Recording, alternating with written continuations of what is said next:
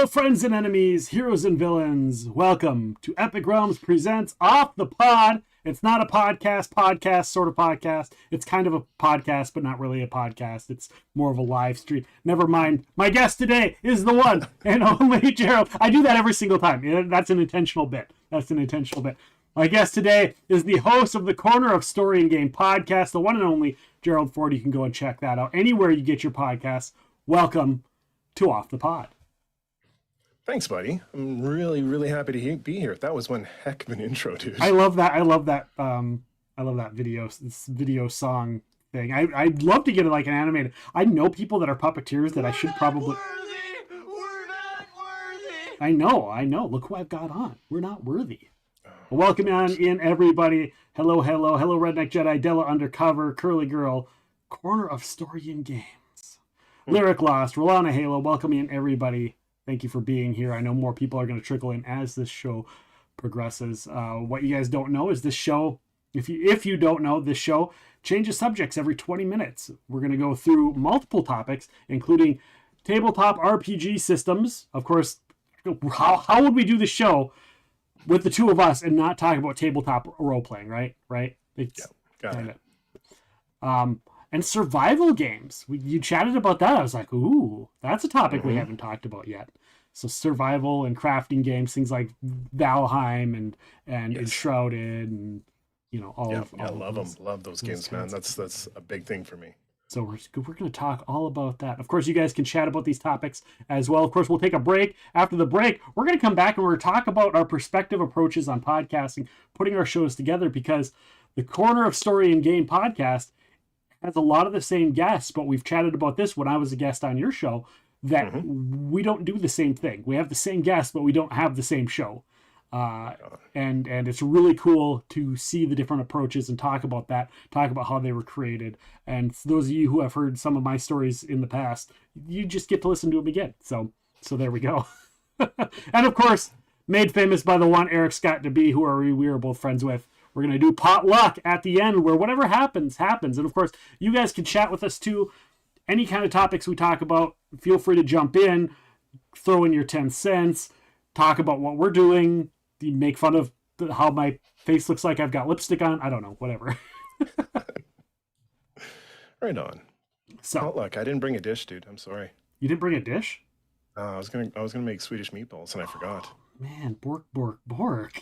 Exactly. Matches up with your theme song, right? That's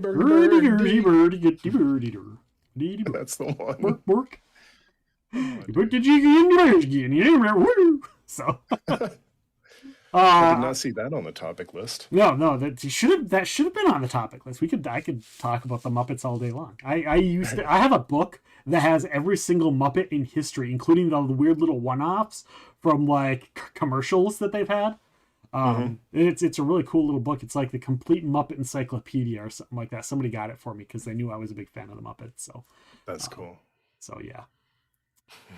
Right. So I'm out of breath. So to start it off, we're going to start about, let me start the timer here. We're going to talk about tabletop RPG systems. What is some go-to? I think we should maybe start with your non-stereotypical, like, let's not talk Pathfinder. Let's not talk Dungeons and Dragons. Okay. Let's shove both of those aside. And for now we can still talk about them, but let's start off with what's kind of a couple of your favorite go-tos, ever and favorite go-tos right now. Cool. Yeah, we can do that. It's not really an unknown, but it's not like super mainstream, and that's the Cypher system, Monty Cook Games. Yeah. Monty and Shauna made that one. Yeah. It's a fantastic system. They have excellent worlds to build out of it, like Numenera and The Stars Are Fire, and what else is in that one? Stay Alive. But the system is really robust, and it leans much more towards storytelling as opposed to hard and fast stats and mechanics and skill point systems. It's much looser, and it gives a lot more agency to the players, which is fantastic in a story-based game where the narrative is driving that game. So that's one of my favorites. Nice. Welcome in, Chav. What's going on? We're talking about gaming. We're talking about tabletop RPG systems. Chav does, if you don't know, Chav does he donates his time to help kids and teach people how to role play, and like, you know, does a lot of that, goes to conventions, stuff like that. So he's a big tabletop RPG person. So Very cool. welcome on in, Chav. Yeah, I haven't. I talked to Shauna, and she talked about all of those the games and that stuff, and I'm like, I knew a little bit about the Cypher system, but I didn't know a ton about it. And she really made me go, man, I really got to try this. And I'm the kind of person that I can't pick up a book and learn a system, play a system. I have to go somewhere where someone is playing it, someone that does know how, and I have to sit in on a couple games to learn the system. And then from there, then I can read the book and, you know, finite details and maybe run a game or whatever. But I can't just cold pick up a book, read a hardcover of a book, and then run a game. I can't do that. That's not me. That's not my personality. It takes a little practice too, and you got to get used to systems and figure out how to break them apart. Yeah. Cypher's cool if you want to get into it and you want to like an easy entry, a soft landing. There's they made No Thank You Evil, which is like the kid version, but it's still fun, and it's still the Cypher system is just really stripped down. Okay. So you could use that as an entry point, and then once you're comfortable, then progress up. Yeah, I actually, when I was at Con of the North, there were people that were playing, and they were talking about like, oh, I want to introduce my kids to role playing, but I really don't know how. And I was like, oh, well, you've got the right person at this table. Let me introduce you to No Thank You Evil. Say no thank you to evil. And I pulled it up on my phone. And I started like, oh, wow, how do you know about this? I'm like, well, and everybody was intrigued. Everybody at the table was like, well, I've got a podcast. And so they all like got stickers and like were super excited and stuff like that. So it was pretty neat.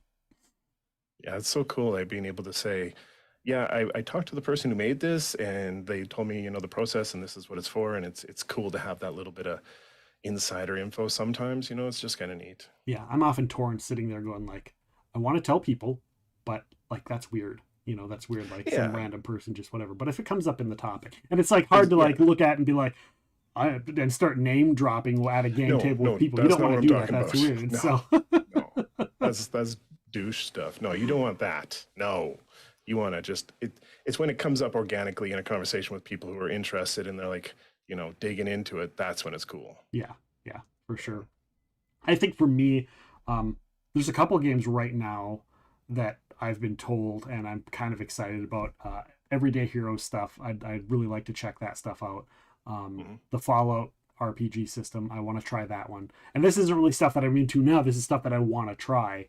I definitely want to try those two. Obviously, the Cypher system, because there's so many good RPGs out there, and there's more that are constantly coming out. That it's like there's too many role playing systems for me to play.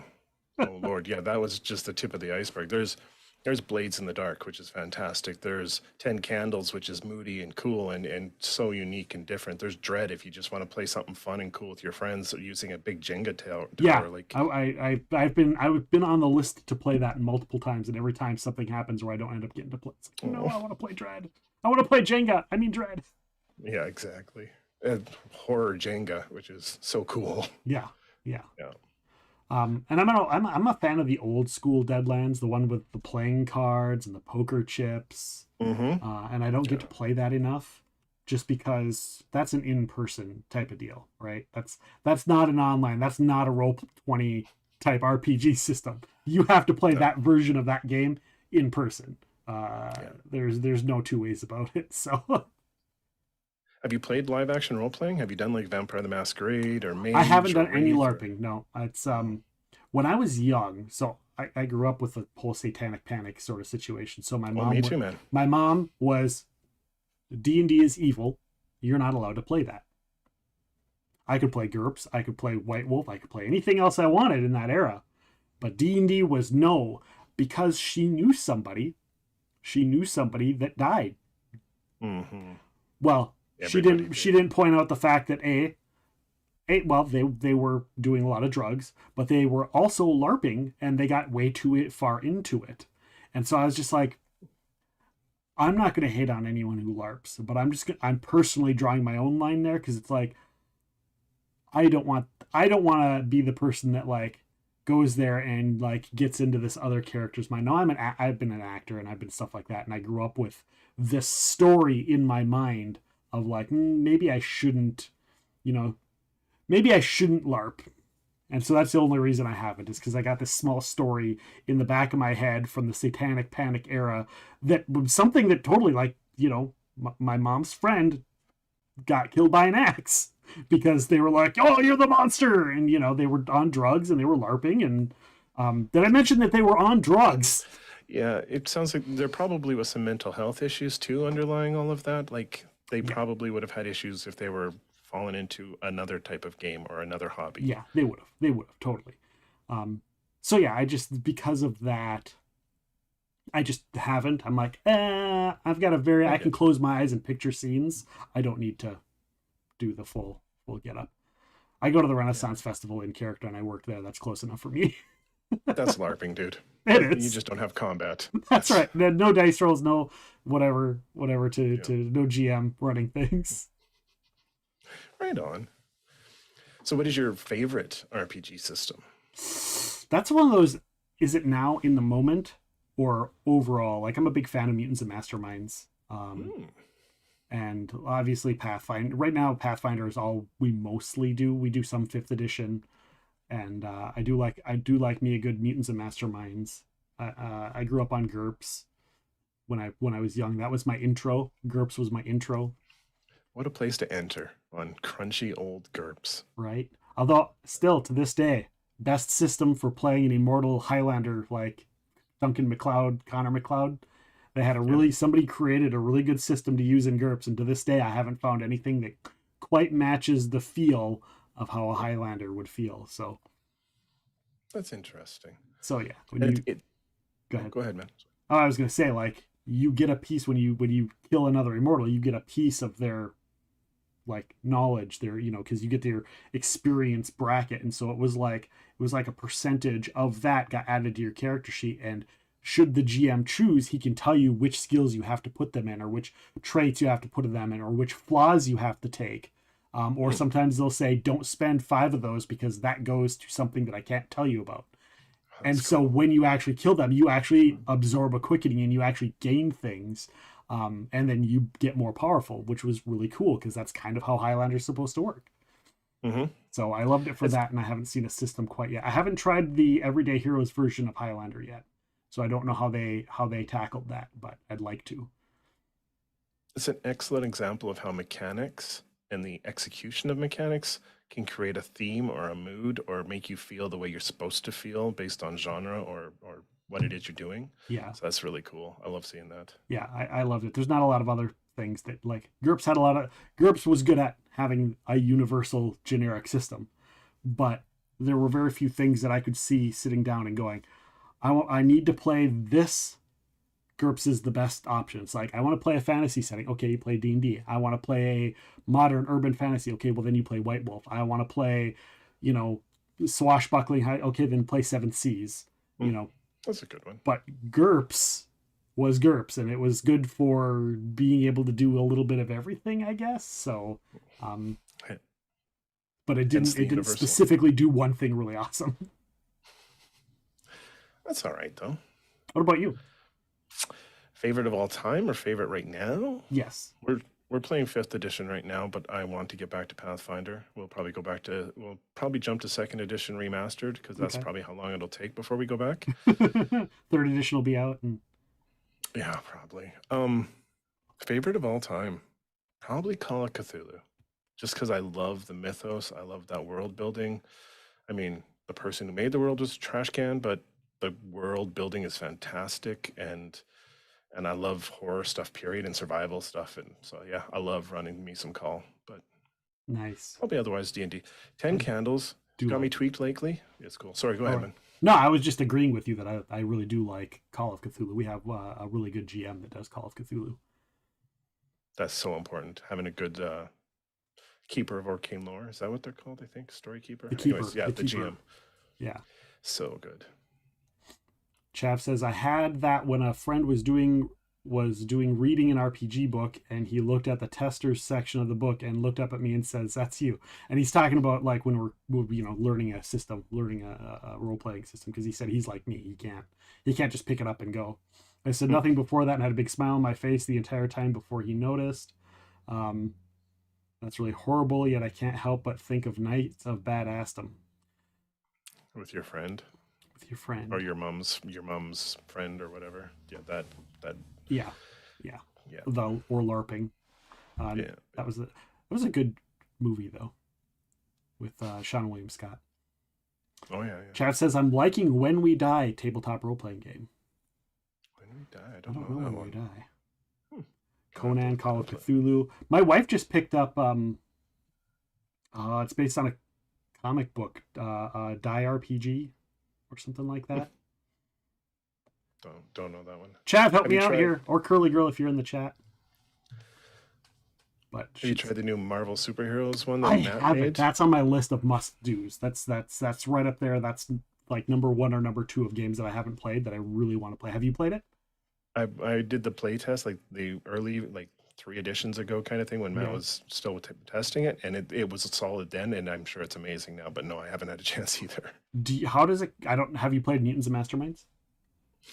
Not since I was not. It's long enough that it's blurred into other systems. So let's Okay, just say no. so you can't really compare the two. So that was my No. question because to me, Mutants and Masterminds was pretty much perfect as far as hitting its genre. If you want to play a superhero game, you don't play GURPS, you play Mutants and Masterminds. Gotcha. And I could always see there's so many other things I'm like, oh, Mutants and Masterminds would be a perfect system for this, for XYZ. Like, I want to play Ghostbusters. I'm not going to play the West End Games Ghostbusters. Let's be honest, Mutants and Masterminds would be great. The ghosts have these weird different powers, and that could change, and then whatever. Great, perfect. That's cool. You want to play a game where you're all characters from anime movies? Play Mutants and Masterminds. Play Ninja Scroll or Akira or any of those, Vampire Hunter D. Perfect. Mutants and Masterminds. Perfect system. So when's the last time you brought mutants and masterminds to the table? A year and a half, 2 years we played. I think it's been a little while. In fact, because I forgot the system, again. I don't want to sit down and like open the book and be like, okay, try and remember how to play. So I'm like, I have somebody who's better at remembering that stuff. Run one game, and then I'm going to start running Mutants and Masterminds on stream. That's cool. I've got a really fun idea for that I've talked about. So, I want to see it. do you have a system that's like this is my back pocket when all else fails, or an introduction system? Like if you're introducing people to role playing for the first time, this is what you do. You know what's funny? I'm in a narrative class, and we were, as an experiment, examining the idea of using tabletop role-playing games as a prototyping tool for narrative concepts. So me and a couple other of the classmates, we ran a demo for the classmates who haven't played tabletop, and we grabbed Blades in the Dark, and then we stripped it way back so it was super simple, so people could understand, these are the inflection points, and here's the basics of character generation and the basics of a collaborative narrative. And so that really worked really well, and it was kind of off the cuff, like, here, let's grab a super basic system and make it even more basic, and that was fun. But onboarding like young people, Dungeon World is fantastic. It's nice and clean and simple. Oh, I don't know. D&D has always been my go-to though. Like if Yeah. I need to run something and I don't even have a book on me, I can run D&D out of my head. Like How do you explain to that's somebody who's new what they're doing, how to do it?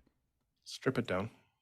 I come at it as we're going to be doing a collaborative storytelling exercise with a little bit of improv, and then I get a feel for how they want to play. And if they turn out okay, it's obvious these are miniature gamers. They want to play tactically and engage in combat. Yeah. Then I just quickly shift it to that. Okay. But I usually enter them in as we're just going to sit around and tell a story. We're going to help you build a character around just a basic idea, and then I'm going to engage with you in a very basic setting, and let's just roll with it. And then I just get a feel for where they're going from there. Okay. Yeah. I think usually when we do it, we're like we use movie references Oh, a that's lot. clever. Be like, okay, this is set in a setting kind of like Game of Thrones. This is set in a setting kind of like, pick another fan, Lord of the Rings. The Lord of the Rings is always a classic. Mm-hmm. And these are the different characters, and you can kind of like, is there a character that you can kind of amplify with, or you'd like to try and portray that type of character? Like, are you say you want to be a fighter. Okay, are you a fighter? Are you a fighter like Aragon with a big sword, like Gimli, or like, you know, uh, uh, uh, archer, elf, brain, Legolas? Legolas. That's it. Legolas, made of Legos. I don't know if That's you've seen that great. meme, but yeah. I So, have not. do you want to play Legolas? So, like archer, melee up close. Do you want to be sneaky? Do you want to be, you use Conan as a reference as well. When you want to explain a barbarian or a rogue, stuff like that. So usually, oftentimes, I'll do a lot of like movie references. Although now, if you get somebody who's like 16, none of those movie references make a lot of sense. We still got lots of cultural touchstones you could reference though. Like Guardians of the Galaxy. Do you want to play a Drax kind of character? Or do you Yeah, want to play a Gamora kind of character? Like right, exactly. so that's clever. That's smart. I've never used that as an onboarding tool, but that's very smart. Do you is there any system that you played and you're like, this system is horrible, but then you played it later, you're like, oh, maybe it wasn't the system, maybe it was just how we were playing, Mm. or vice versa? Yeah, the first one that comes to mind is Rifts. Did you play Rifts back in the day? I did not. I mean, I was playing GURP, so I mean, they were kind of in the Very similar, same yeah. feel, Except yeah. for Rifts had a lot of books and a lot of like extra stuff, and it took a long time to onboard. But once you get the hang, even when you get the hang of it, it was still kind of spreadsheets. But yeah, it was all right. What's another one that was like really shitty to learn, but fun after? Did you ever play, what was it called? Heavy Gear? It was a mech game that had to have been mid 90s, No, I maybe. played BattleTech and Robotech, but I never It was played like a that one. no, it's like a rip off, but it was stripped down and it kind of wanted to be Car Wars too, and it Oh, was it was okay, but yeah, not really worth the time. car. Lancer's a new one that's really good. A good, well, not new, but newish, good mecha. Oh, really? Okay. Yeah, I it's did worth like, it. I Worth got it. one introduction to Robotech, I think it was my first Hmm. introduction to that kind of thing. And I was never a big fan of like big stompy robots. That wasn't me. Still to this day, big stompy robots, big stompy monsters, big stompy animals. I don't care about them in movies. I don't like. I might play a game where that's an option, uh, but we played. They sat me down and they played, and I realized that they had a mech that was basically a motorcycle, and I was like, "That's kind of cool. Okay, I might be able to get into this." And so we played a couple times, and I picked. We used to. I don't know if you guys did this, but we used to go to the comic and we'd buy like the cheap, crappy comics that were like nobody read, as long as they had some decent art, and we'd take them and we'd cut out our characters and we'd laminate them. So we'd have like these cool pictures for visual basis for our characters.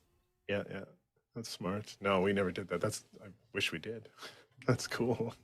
So yeah, we'd do that, and we'd have those for characters. And I had this one, and I was like, this is cool. He was like wearing like it didn't wasn't quite a police outfit or something, but he was like dressed up, and he was like all crew cut, and everybody started going like, "Oh, you're playing one of the Backstreet Boys." It was right when the Backstreet Boys were really hitting their stride and getting super popular.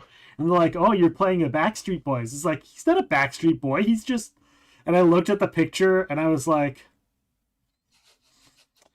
he's not. I would just say he's not a Backstreet Boy. That's not the thing. And so then they kept saying every time we were playing, "Oh yeah, Nick, he's playing a Backstreet Boy." I'm like, no, I'm not. So eventually we started playing, and then we had to put our code name in there because everybody had like their handle, their user handle. And so I didn't tell anyone, but I wrote the word Backstreet on there as his name. And I didn't tell anybody. They didn't know for a while. And then eventually one day the GM's like, "Oh yeah," and somebody talks to you. They're like, "What's your handle?" I was like, "Backstreet," and they're like, "What?" I knew it.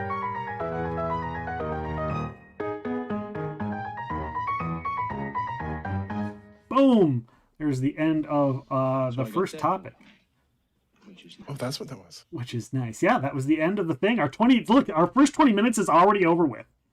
What? That right? See, I told you, it goes by quick. It goes by super quick, I just got here. right?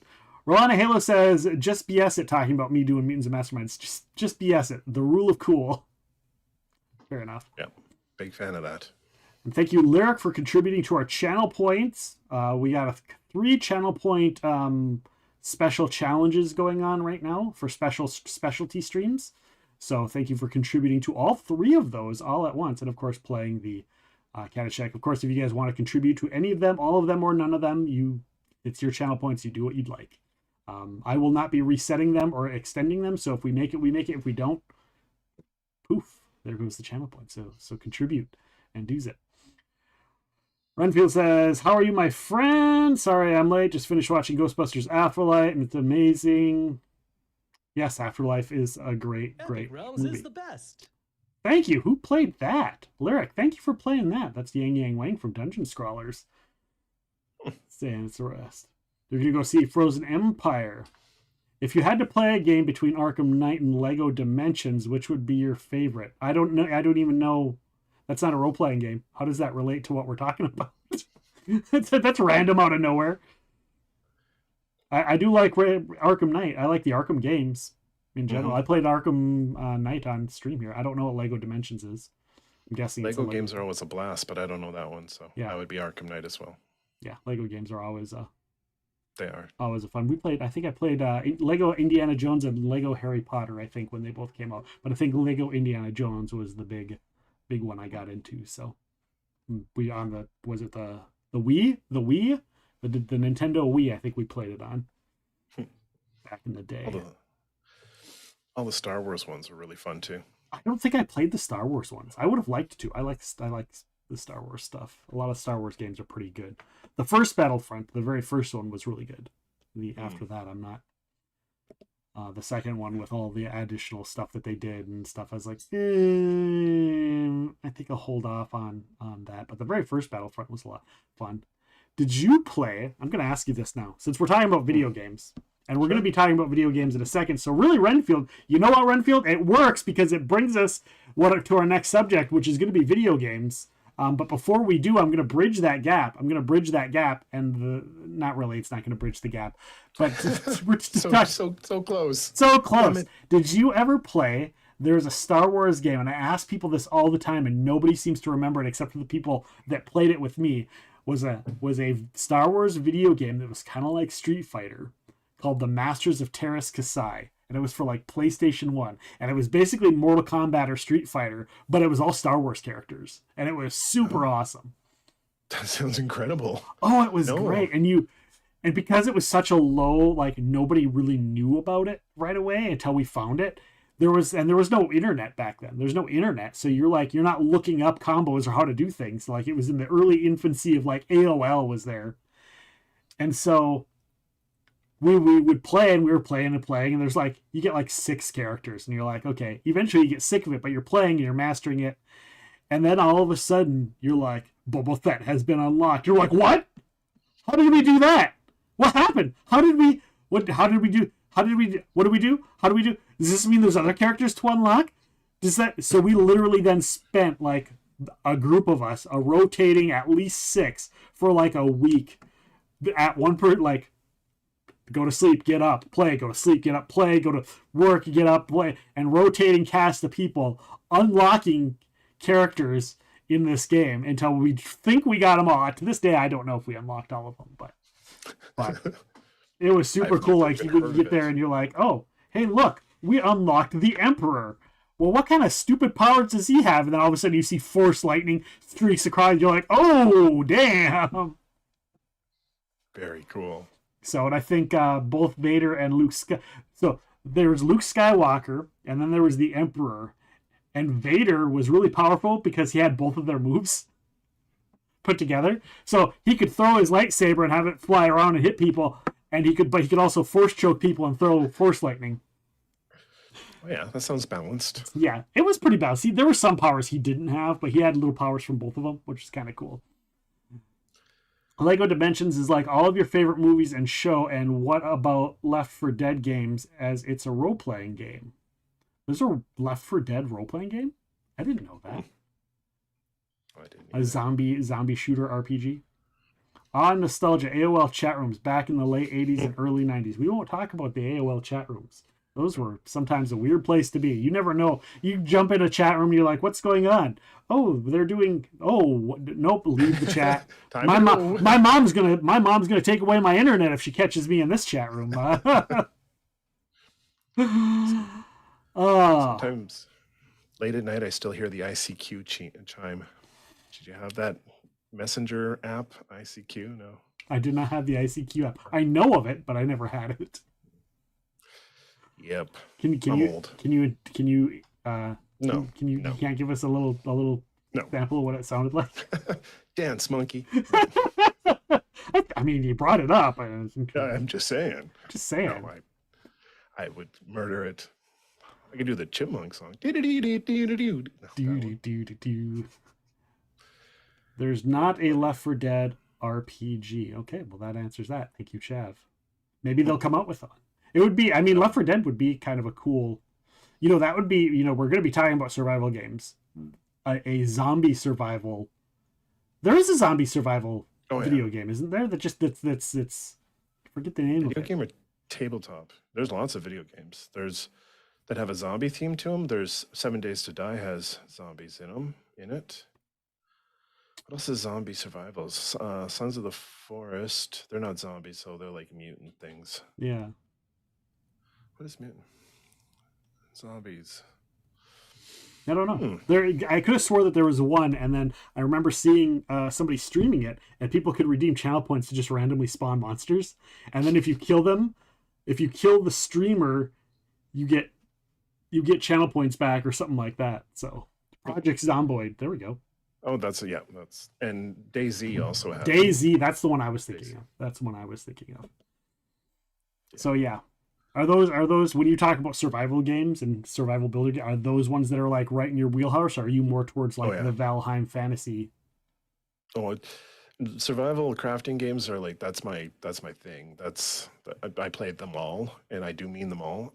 Valheim is probably, in my opinion, like peak survival game. Valheim is it matches the mood and the mechanics and the narrative all really, really well. So it's got that nice feel. It's well balanced. And they're not even done with it. No, and it'll be basically live service where they'll always add something new continuously. Enshrouded, it's still new and they're still working, but it's also hitting a lot of the right notes. Yeah. Nightingale, also very early, like basically it's early release, so there's still bugs and stuff, and there's still a lot of fleshing out to do, but it's thematically it's so good. Yeah. It is chef's kiss. Nice. But I mean, Don't Starve, Sons of the Forest, Raft, even Terraria is a survival game. I haven't played Raft. I see it and I'm like, oh, Raft looks good, and I'm like, I can see myself getting lost in Raft really badly. Lyric says, I thought Ars Notoria was also very similar to Valheim. Have you played Ars Notoria yet?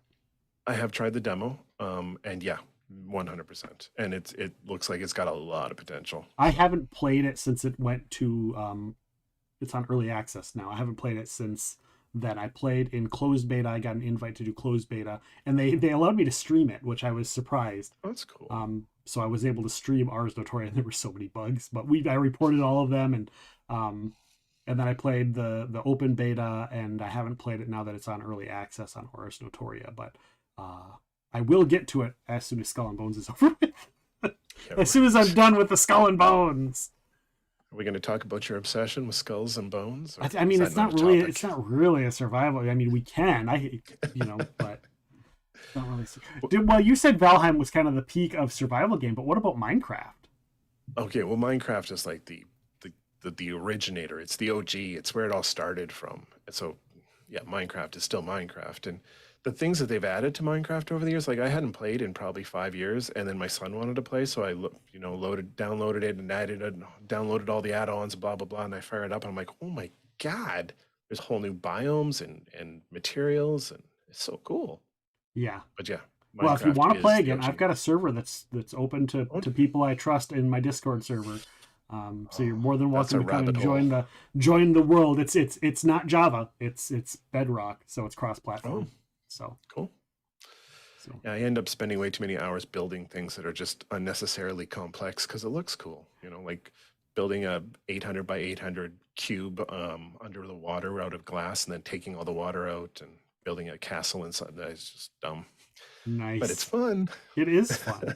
Do you like to build things that are visually cool, or do you like to build like mechanical, moving, you know, No, automated I'm things? I'm not a Red Rock engineer at all. No, I like things that are beautiful, Okay. like wizards towers and stuff like Right, that. right. Yeah, I like building structures, cool structures as well.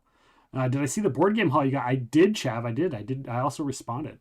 Chav Mm. was bought like spent 100 some pounds on board games, but got like 300 plus value worth out of it. It's really really cool haul. Raft is a total Nice, time suck. That's what I hear, Lyric. That's what I hear. Raft is a time suck. but it's good. Yeah. You got to try it. Minecraft will never die. Talk about an 8-bit retro style game that Yeah, dude, sucked Rels in the is the current best. young generation. Thank you. Thank you for the is the best. Um, the thing I love about the survival games is you don't like I'm a big fan of needing a story, Hmm. and I need the story. I want a Baldur's Gate story. I want a Dragon Age story. I want something like that. Um, but for some reason in a Valheim, in an Ars Notoria, in a Minecraft, I don't need that. I can just Hmm. go and explore, and do stuff and build stuff and create. One of the things I, people always give me crap about Elden Ring because I didn't like it. I was like, if they could let me build a base in Elden Ring, then I probably That'd be would have cool. loved that game. I would have been like, this is the best game ever.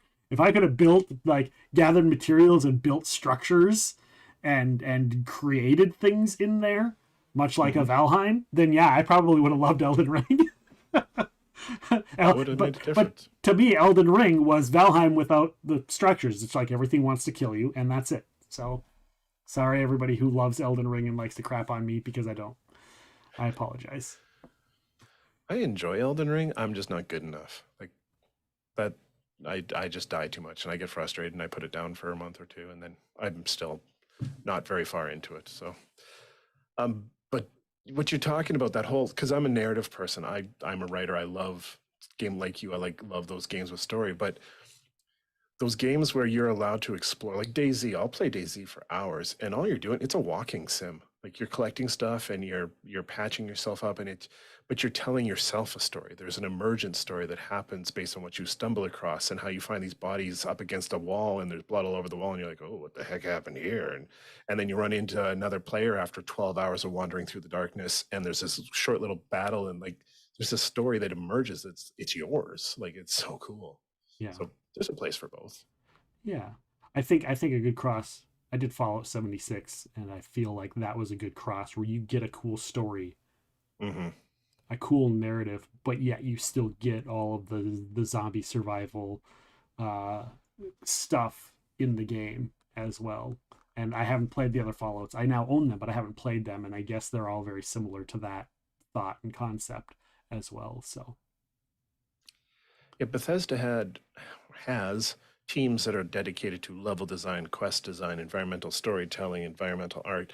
So they're all working on building these story pieces, and then they get together and work together to create an overarching. But that's why you get such depth in the storytelling through the story, through the actual narrative, and through the environment, and it all works together so well. Yeah. yeah, that's super awesome. Daisy has changed so much. You can build bases now and everything. Chaff says Hmm. so. Yep. Daisy's a lot of fun, but it can get toxic. Oh, really? You gotta, it can, but What about Rust? Have you played Rust? yes, yeah, and Tell me that about Rust that is a because I've seen guilty videos. pleasure. I see a lot of TikTok videos of people getting back at toxic players with their Oh, little oh, yeah. what's the movie where they have the little guy and he creates traps and they have to figure out how to get out? What is that movie? And it's, oh gosh, what is the? It's a horror Saw? flick. Saw, yeah, Saw? Saw. I'm just picturing the little doll with the mask. Jigsaw. Yeah. Rust is again, it's not really a survival. It's kind of is, but it's so much more PvP based. Like Okay. the biggest threat to you is other players as opposed to the environment, Oh. and it does attract a toxic contingent, so you got to be careful or just find a good server or something. But it is a lot of fun as well, Okay. and there is that crafting, base building, building up your power. And the cool thing about Rust, though, is if you die or somebody busts your base, you lose everything. Like Yeah. there is no It's respawning start with stuff. over. There's from scratch, and that could be 20, 30 hours of work that you just lose, and the other person takes all your stuff, and it it creates some really interesting dramatic tensions that are fun if you have a thick skin. Yeah, it's a good time. So what is your favorite one that you're playing right now? What's your current survival game? Probably Nightingale. I just love it. I will forgive the things that are wrong just because I love the theme and the story and the feel. But otherwise, Enshrouded. Enshrouded is also really, really strong right now. Okay. What is it and about Long Dark. those? Sorry, hang on. Long Dark. I gotta say Long Dark. That's I don't know Long Dark. I so. haven't heard of that one. It's from Hinterlands, which is a Canadian game, and the main character is voiced by Mark Muir. But it's you're in a plane that goes down during an electromagnetic storm somewhere in northern Canada, and really the main thing that's going to kill you is Canadian wilderness. Welcome to my home. Oh. You're out in the cold, and you have to balance warmth, food, fatigue, and all these things, and you're trying to collect supplies and stay alive in the winter, in the Canadian winter. And first time you play, if you make it more than 3 days, let me know. I'll buy you a bottle of something. That sounds like a challenge to me. Mm-hmm. I don't know. I'm not kidding, dude. I mean, okay. Now the real question is, how realistic? Like, if I have real world skills, will those help me know what to do, or is it like, you just have to, go along with the game because it's a game? Like I'm not going to punch a tree in Minecraft. I'm not going to do that in the real world. No, don't do that in the Long Dark either. And no, and you're I mean, if you know what you're doing, you know that, hey, I need to find shelter first, and I need to get established fire first, and then I need to worry about water next. And so there's an element of understanding the survival pyramid, but it's still a video game. I mean, Yeah. But if you crank up the difficulty, the wolves will attack you, whereas in real life, a wolf is not going to attack you unless it's really hungry or something. Yeah. The bears are realistic. So can you go like this and be like, no, go away, go away? That doesn't work in real life either, dude. I don't know. I was always more of the person of like, hey, Mr. Wolfie, you want to come in the house? I got treats for you. Here you go. And then the long story of my mom's is when I would try to get the wolves to come in our cabin. And they didn't care about me. They'd sniff me and let me touch them. But soon the second an adult showed up, they're doing wolfy things. Like, okay, oops. What about moose? Yeah, are there moose in there? Do you have to deal with moose? I don't think I have seen a moose. They should throw some moose in there. No, there's wolves, bears, lots of birds. There's dead deer. No, there's deer. I don't think I've seen a moose. No. Moose will mess your stuff up right there. They will. I'd be better off. I'd feel better coming across a bear than a moose. Moose, yeah. How about big cats? Are there big cats in that game? No. Or medium cats? It's Canada. The bobcat and lynx, I guess. We got mountain lions. Got mountain lions? Mm-hmm. Mountain lions, cougars. What's the other one? Puma. That's the three names they're most commonly known by. We got bobcats and lynx for sure. Okay. I grew up on a farm, and we used to hear a lynx wandering around near the farm and crying in the night. It sounds like a baby being hurt. Oh, it's no. the creepiest sound you will ever hear. Like, YouTube it sometime. The cries of a lynx. Let's YouTube it right now. Hold on, let me pause the timer. Oh, no. Lynx crying. Lynx screaming during mating season? Jesus.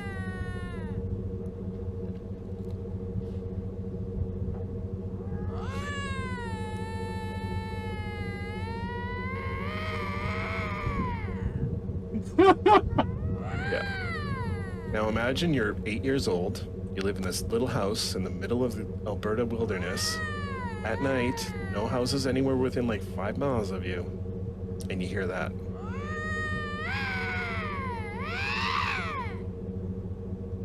People wonder why I'm messed up.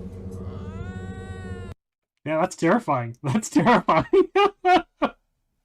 Good times. So the Lynx effects is really bad. That has to be a sound alert. Oh my Yep, god. do it. Oh, hold on. Let me write that down. Lynx. Hold on. I'm gonna write that down because we're doing it. We're gonna do it. Lynx cry sound alert. An angry toddler. You know, that sounds like that's the sound that you'd hear from like a bad guy in Deadlands. There you go. I don't know if you ever actually played much Deadlands, but Not a lot, a little though. I get where you're going with that one. somebody says that's That's almost worse than the turtle sex. Yeah, I don't know if you've heard that one. I'm not going to pull that one up and play it, guys. Sorry. I'm gonna I'm pass. not going to pull the turtle sex one up. Just So save 'em on the soundboard. what is it about survival games Hmm. for you that really draws you in? Because as I've said, like for me, it's the building things, it's the creation and structure of stuff. I Mocha Noise with us. Prime sub, welcome in, Moko. How are you doing? Moko is one of the people I've been playing a lot of Skull and Bones with. He's an amazing, amazing streamer. Go and check him out, everyone. But welcome on in. We're talking about survival games right now with Gerald Ford from the Corner of Story and Game podcast. hey, that's me. So what is it about the survival games that really draws you in? There's a couple things. First of all, I'm totally with you on the whole building thing, whether it's base building or whether it's developing your character's abilities and skills, or if it's leveling up gear. Something about building that engine that you have to build in order to survive the environment or conquer a certain scenario to move on to another one. I agree. That's a lot of fun. But it's also the ability to tell a story without words.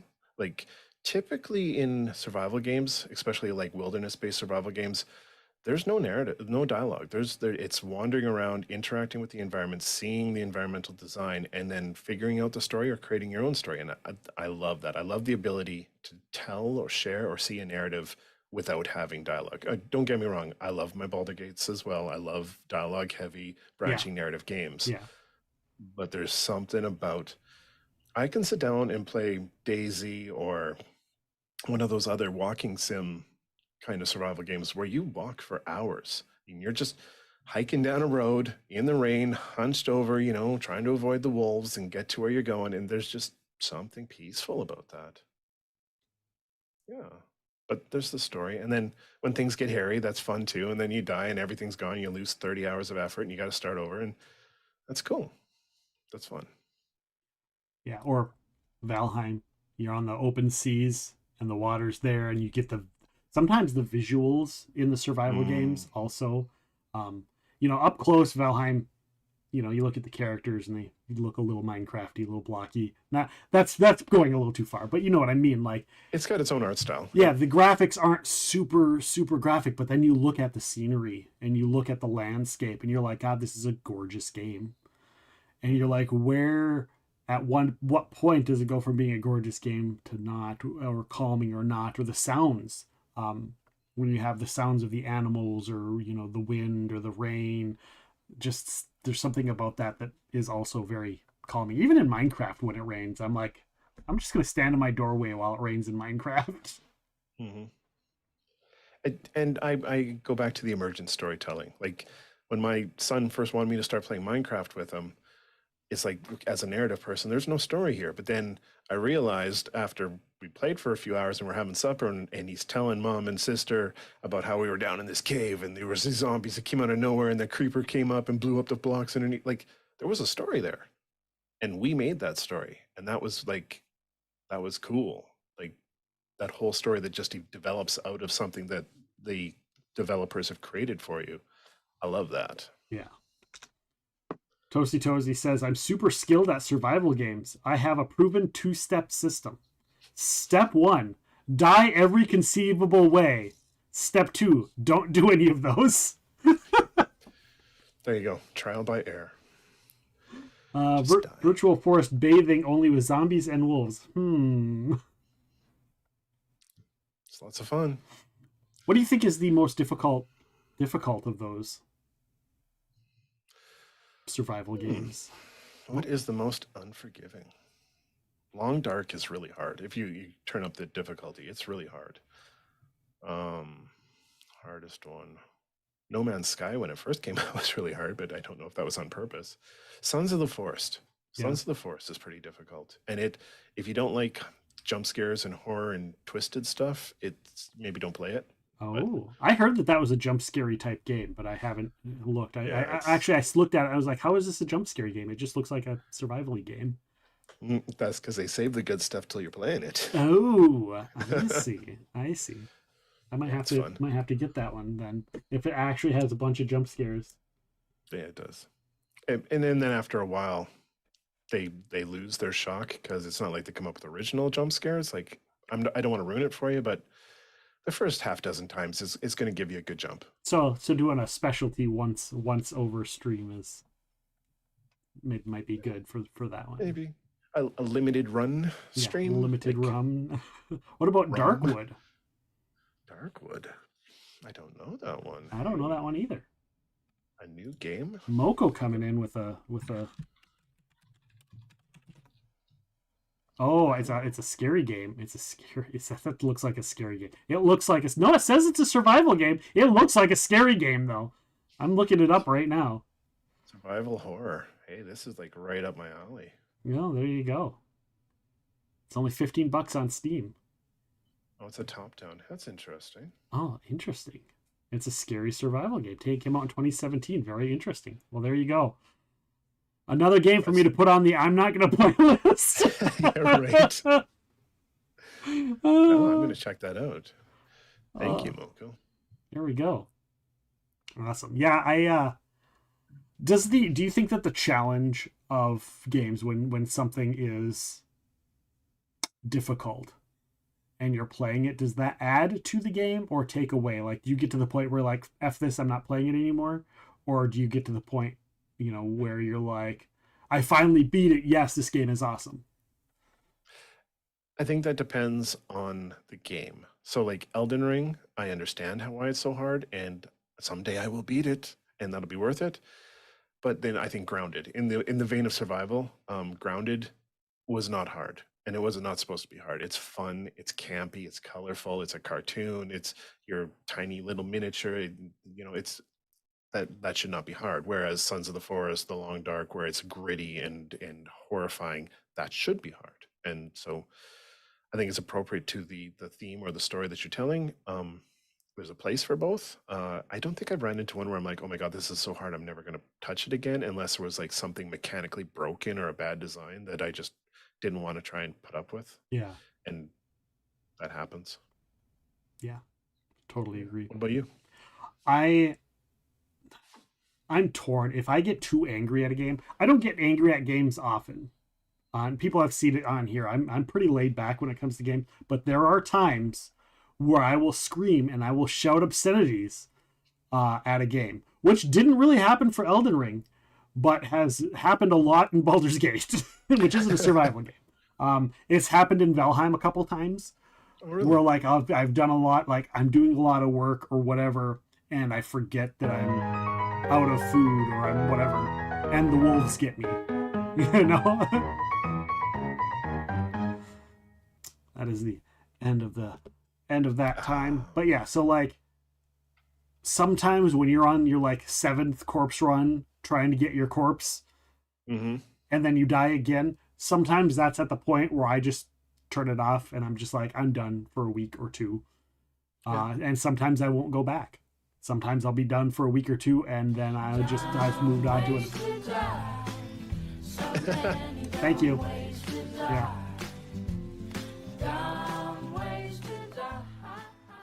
That was well placed. It is. I have some nice alerts and I have some cool people that have perfect timing when it comes to stuff like that. That was well timed.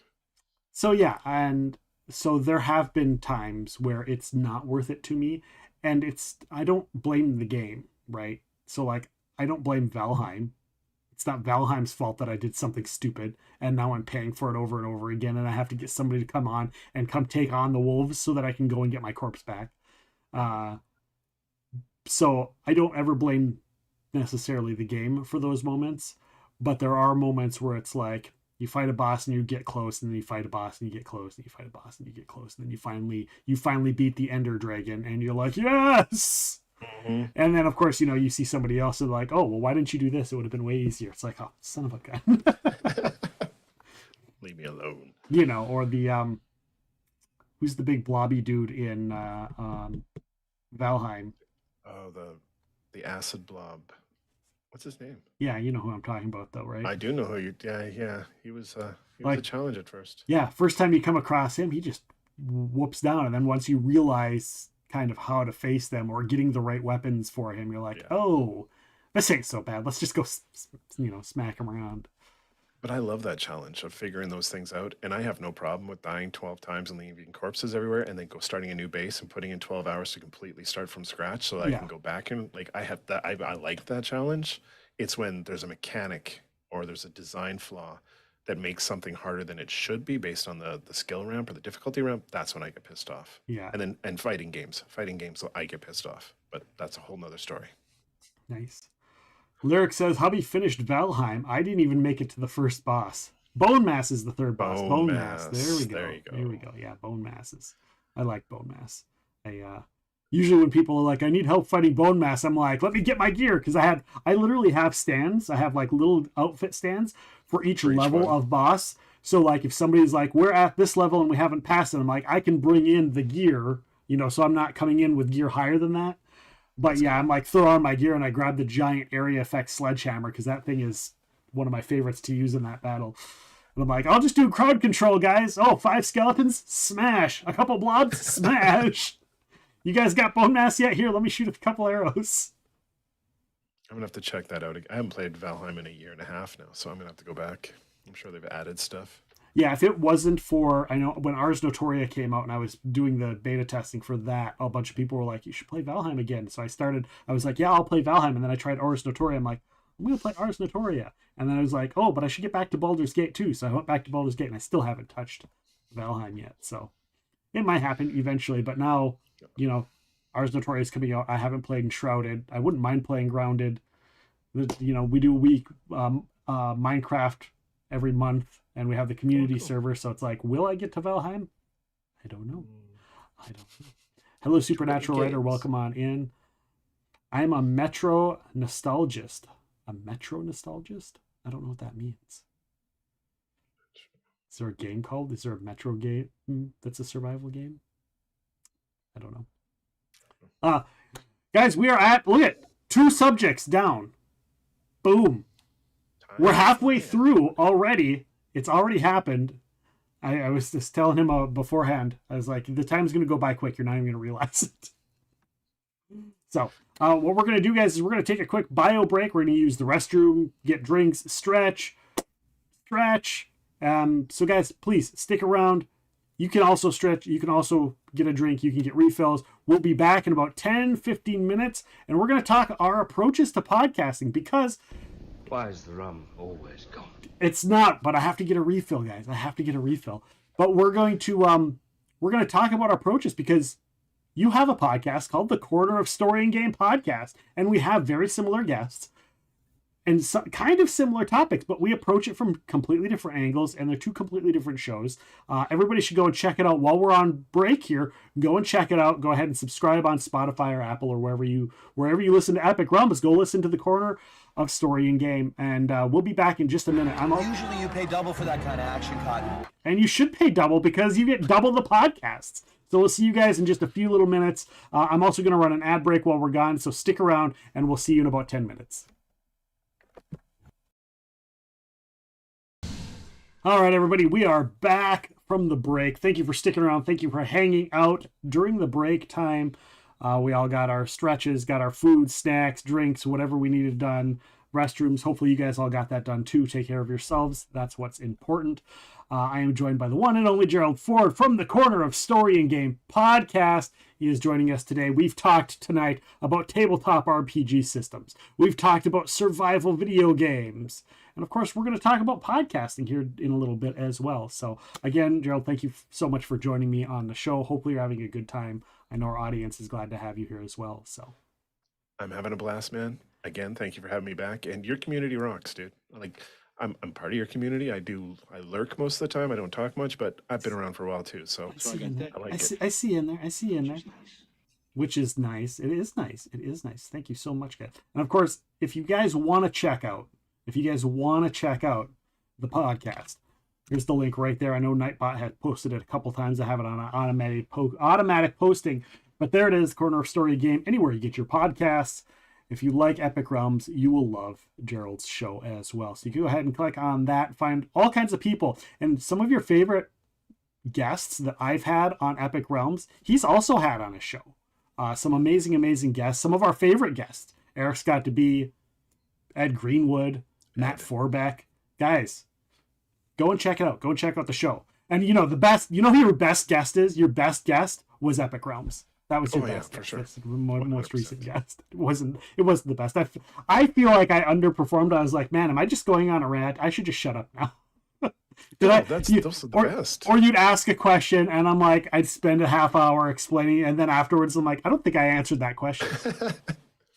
That wasn't the real question. That was the question I asked to get to the other question. And you answered the right question. Okay. You think so? Definitely a good check out. Thanks for sharing the podcast. Yeah, why not? No problem. You definitely got to go check them out. Go and check them out. Sound quality is way better than mine. I'm like, I listened to your episode that I was on, and I was listening. I'm like, how come I don't sound that good on my own damn show? What the hell am I doing wrong? And it's the same setup. It's the same microphone. Everything's the same. Sorry, buddy. Special engineering. You want to trade secrets? You want to talk shop? Well, I mean, we are kind of talking shop. What was your approach? Since we're talking about the timing, I was trying to compliment your show. In fact, oh, thank you. I because really it's not that my appreciate show's bad. It's just that yours is really good. The audio quality is a big thing for me. So listening to it, I was like, man, this sounds great. This sounds so crisp and perfect. And I'm like, I need to go back to engineering school and figure out how to improve my game as well. So I probably just spend way too much time on it. I'm just freaking detail oriented, and I'm like, oh, I got to adjust this one a little bit and take a little out of the low end here. But thanks, man. I appreciate that. It's nice to know somebody actually notices all those extra hours that I'm not with my wife and family. When you were putting together the show, what was your original concept, and is it the same as what it is kind of right now? I love that question. So I started the podcast. I have my own marketing agency, and I do actually coach other people through creation of podcasts. So this is something I have experience in for a long time. But one day I was like, I should do this for myself. And so I'm like, well, what would I do? And it hit me. I've always wanted to be a writer. I've always wanted to make games. I've studied game design, writing my whole life. So I was like, well, you know what? If I did a podcast with writers and game designers and comic book artists and improv artists, I'm going to have something that'll let me open the door and talk to these people and like hang out and get to know cool guys like you. And at the same time, I'm also going to learn more about these crafts that I'm so passionate about. And hey, if one of these things open a door where I can be like, hey, I want to pitch a tabletop module to somebody and I have that opening now, that's the win-win-win, right? So the whole thing was just on a lark. It was like, I'm just going to try this for like 6 months just to open some doors, get to know some people. Next time I go to Gen Con, I'll have 6 more people I can go and hang out with. That was it. That was the whole point. And then 3 shows in, I'm like, oh shit, I'm hooked. Yeah, I'm going to be doing this for a long time. And here we are.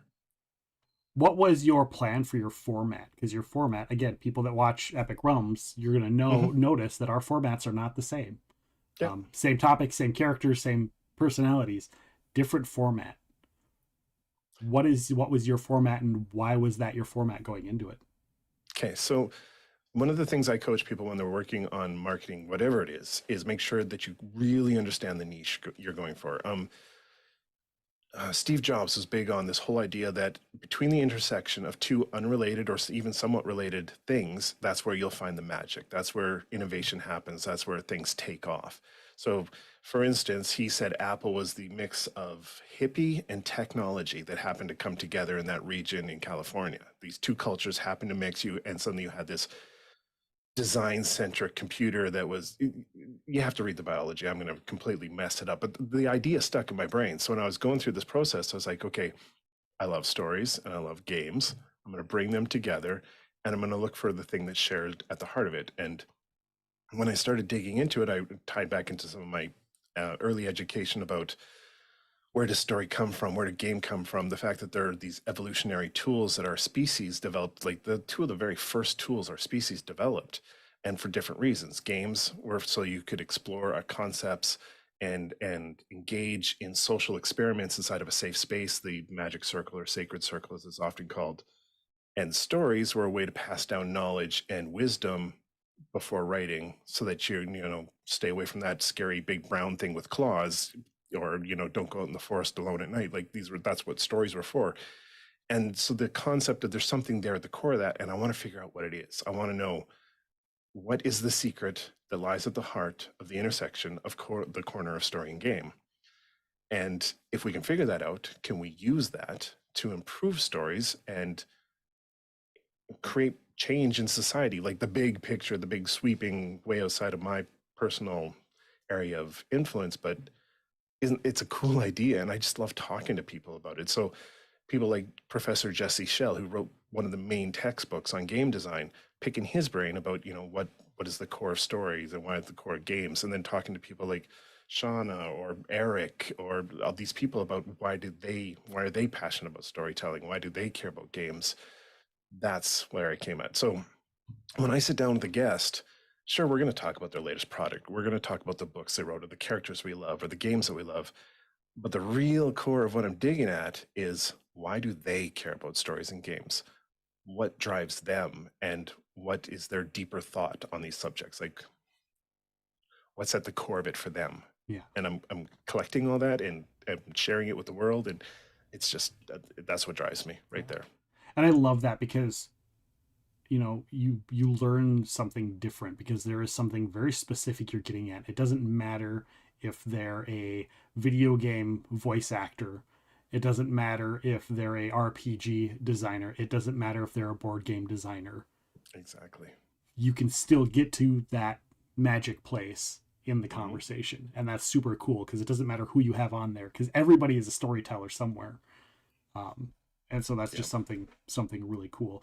And it's a little bit different, whereas for me going in, my show is more of, let's just talk about them as a person, them as what they do, them as their job, what their inspirations were, what it was that helped them get where they were, and cool life stories along the way, really.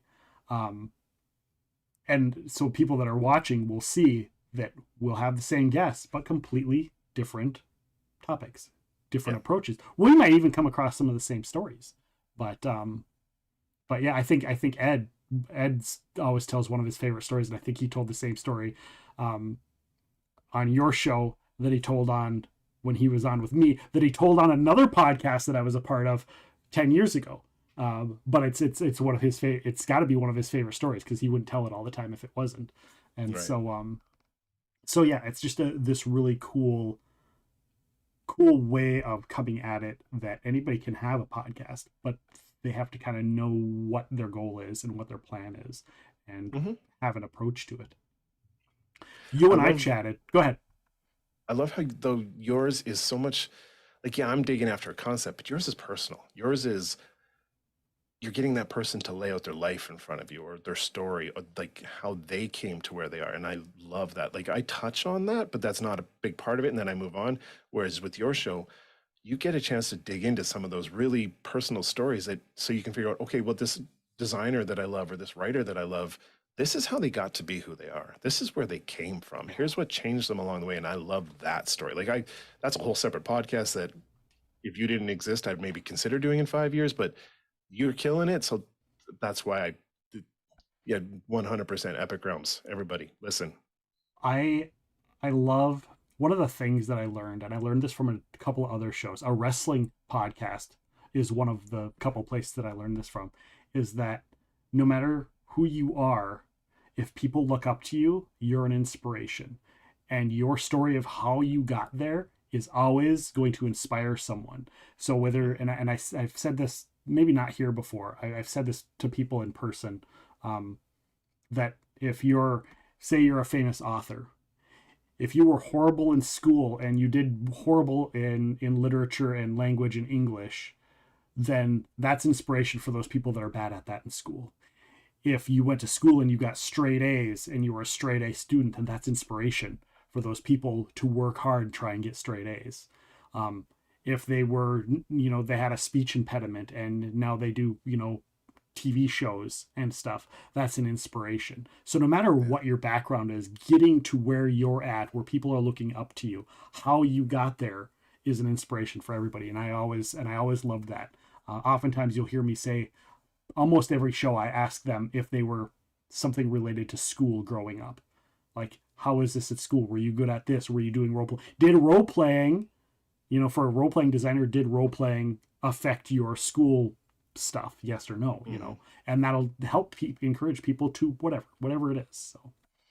So yeah. But where did your podcast come from? You got my origin story. Where did yours come from? It came from a working in podcasts previously. So working in a podcast, then working radio, working podcasts, and some, acting backgrounds, professional wrestling, performing, that kind of arts. And then, of course, like you, the love for all of it, the love for the geeky stuff, and going, I want to do a show where I talk to people. I already know a handful. I can get this ball rolling. If I can get the ball rolling, I can keep the ball rolling.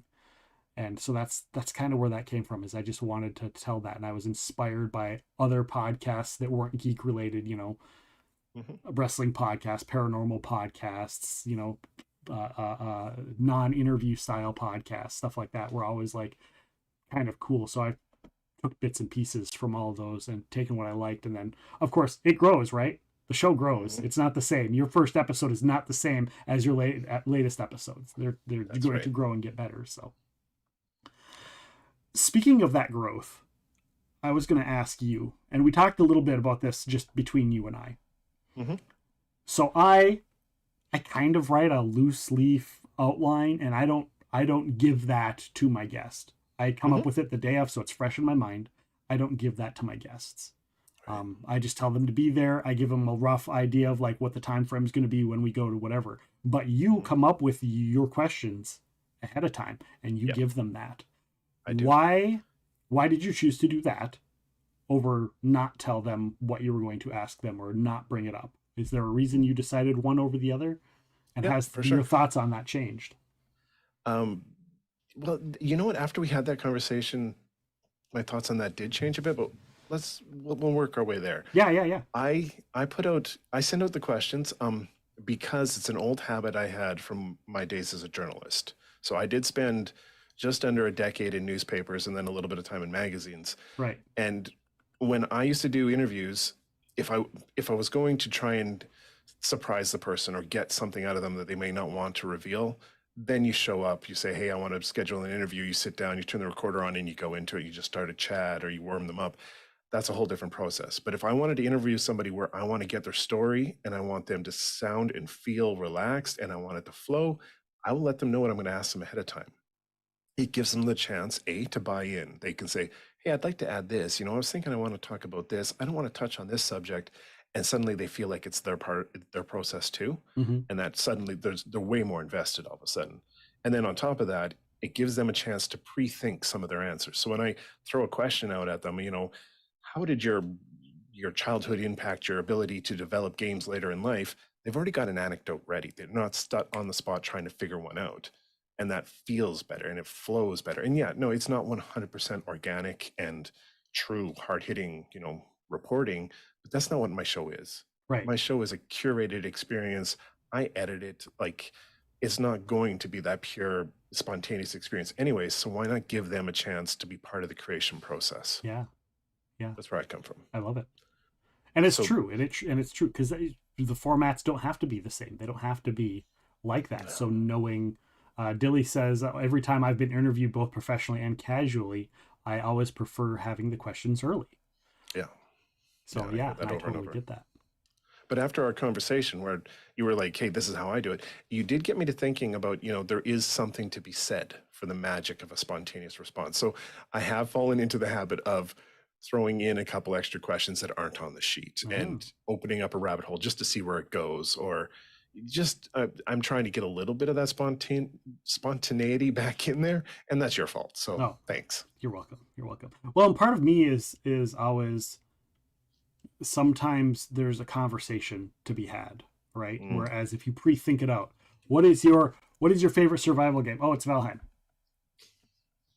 Expound, it takes less work off my plate if I don't tell them I'm going to ask that question, because they think about it and you get to hear them saying out loud their thought process on what it is. And they're like, oh, but this one could be good too, or that one could be good too. And this is one of the things that you and I talked about, is it stops that single word answers for people, where then you have to follow up to get more detail, and then you have to follow up to get more detail, and then you have to follow up to get more detail. Whereas, with the don't let them know, they're in the flow, and then kind of you get more of that organic sometimes, 100%. But not always. But it works both ways, because obviously, like, when they know, like you said, they're more comfortable when they feel like it's part of what they're doing. So yeah. On the flip side, you can get that stilted, like if, for using your example, if I was to ask a guest, okay, why do you love Valheim? And they've had a chance to think about it, suddenly they launch into their 4-point explanation, and then it's like, here's the introduction paragraph, and here's my 4 points, and then here's my summary, and you're like, oh, shit. Like, you did way more research than I did. But it feels so fake, and then you're like, well, okay, you win some, you lose some. But I haven't had that happen very often, so I'm pretty confident in how I do it. And you're right, there's nothing wrong with both our formats. So there's a place for both, and that's cool. And that's kind of why I wanted to do this subject, because after we had that discussion, I'm like, this is a discussion we need to have in front of people, because there's so many different ways to put a show together. Yeah, there really is. Did you have plans before about how you were going to do it? Because originally there was no video, right? The video is a season 2 sort of thing for you, right? I did capture video the whole season 1, so I do have it, and I hope someday to launch it as like an archived series on YouTube. But I don't know if I've mentioned this on. Yeah, I have. I run a marketing agency, and that eats a lot of time up, and so this has always been just kind of a fun thing on the side. And when you start doing, because this season 2, I'm doing 2 episodes a week now, and I'm doing video, and I'm not sleeping. So it's like, I came into it, like I said, I just wanted to have fun and do something cool and meet cool people, and that's it. Like, that was, so I came in very loosey-goosey. If I was doing marketing consulting with somebody who was doing what I'm doing, I would be yelling at them. I'd be like, you're an idiot. You're missing your scheduling. You're missing your promo posts. You're not doing proper follow-up. Where the hell is your website? Why don't you have merch yet? But honestly, I'm just having fun, dude. Yeah. Get there. I'll get and it together someday, two things a week. That is insane. You messaged me. You sent me a message one day. It's like you were editing. It's like you were like, it's behind. How the hell do you do this? It's easy. I don't have 2 episodes a week. Yeah, you probably don't spend 8 hours in Audition tweaking the freaking audio either. I got to get out of the habit. No, well, and part of it is because of the spontaneity, the way that mine. Again, back to your approach to podcasting.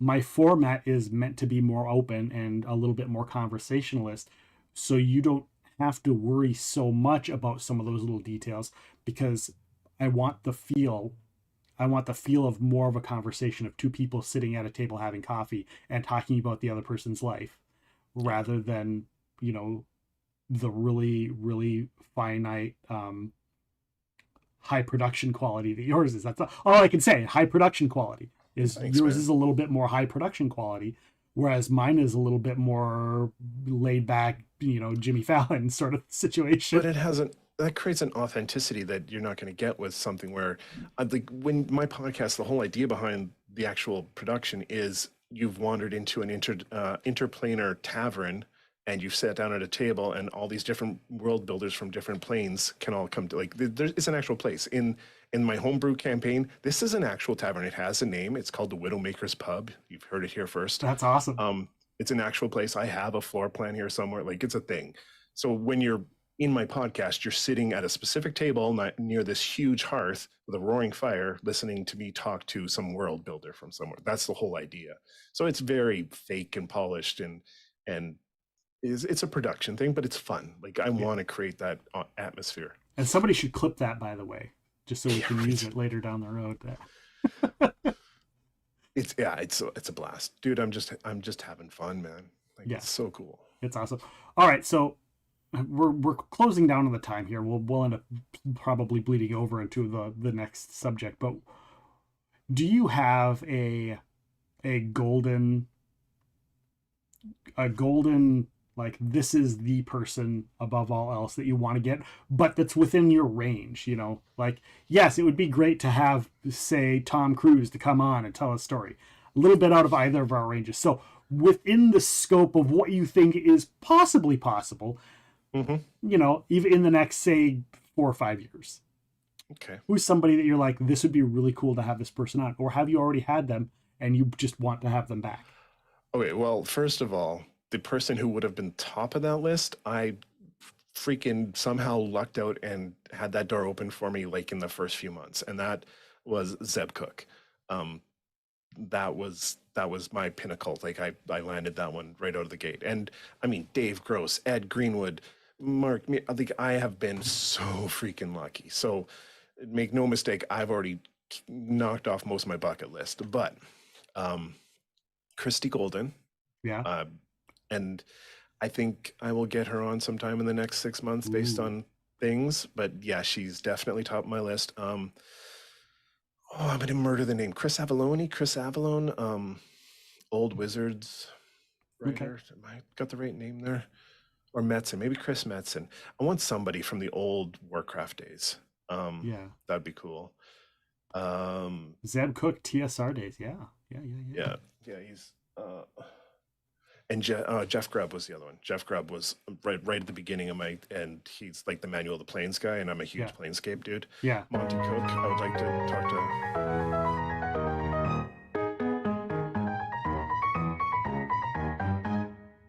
Here we go. And Matt Mercer someday would be fantastic. Yeah. And anybody from that crew would be really cool, honestly. Yeah, it really would. Actually, Travis would probably be fun too. But what about you? Very much the same. I had a bucket list of people. Luckily, I already knew a couple that were a couple of people. Like I knew Ed. I knew Eric Scott to be. Like those were two of the first people I contacted. That's so cool. Keith Baker, Mike Selinker. Although Keith Baker hasn't come back, I don't know what's up with that. But is he on the other podcast I was on, and maybe he just forgot, but he would email us and be like, hey, I got this thing. Can we come on your podcast? Can I come on your podcast? Sure. Yeah, sure. It'd be great. So he was contacting us to come back because he had such a good time. And so, but I haven't gotten him to come back yet. So I don't know what's up. So, and I haven't reached out to him again since the beginning. Now that it's been 2-3 years, maybe I'll touch back with him. So I would love to get him back. He's a great guy, great person to talk with. But yeah, much like you, early on, I got a lot of people outside of the gaming sphere. I had a couple that I was like, it would be really awesome to get on some of the people that kind of inspired this particular show. Dave Schrader from Darkness Radio. Okay. He's also now runs the Paranormal 60. He was the lead investigator for the Holzer Files on Discovery Plus and a bunch of other shows. And he's local to my area. And he was on the radio. I was listening to him when he was just on local radio doing stuff. And I was a fan of his, him and Tim. And so like getting him and Tim Dennis on was like, that would be really cool. The author, Kevin Hearn, the audiobook narrator, Luke Daniels. Luke Daniels was like, I listened to so many audiobooks. Like Luke Daniels is the person that got me into audiobooks. And so getting Luke Daniels on, like that was a bucket list. I had a list, and I actually posted it on my Discord. I found my list that I wrote down before I started the show. These are the people that I am pretty sure I can get. These are the people that would be awesome. These are the people that's no way in hell. Like I'm not Bruce Campbell's not coming on Epic Realms in any time soon, you know. But you never know. But I still put him on the list because, you know, I didn't put Tom Cruise on the list. obviously, if Tom Cruise's people call me and it's like, hey, Tom Cruise wants to be on there, I'm like, yeah, okay, sounds good. Come on, Tom, let's talk about Scientology and stuff. I'm fine with, let's go, But yeah, I can see Bruce Campbell doing it though. Like, he but I seems could like the see kind Bruce of guy Campbell who would. doing that. Yeah, if I paid him, he for sure would do it. But you've had Bob Salvatore on though. Like, Did have that's Bob he's Salvatore. probably top 5 for me still. Yeah, that was just dumb luck. It was kind of like I didn't have contact information for him at all.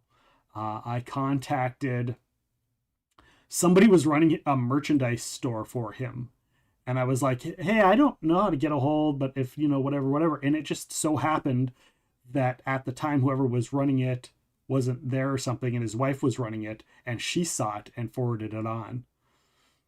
And eventually down the road, things worked out, and I was like, this is great. And I still had to go. They gave me contact to his publicist, and then I went through the publicist to talk to him. And it worked out, and it was crazy because it was like the day after Gen Con. Always exhausted. And it was the day after Gen Con where he was the special person. So I didn't expect that, and I didn't even think about that. And yeah, so there we are. And yeah, that's really awesome. And we still email back and forth once in a while from time to time. So it's Nice. it's pretty cool. But yeah, definitely top.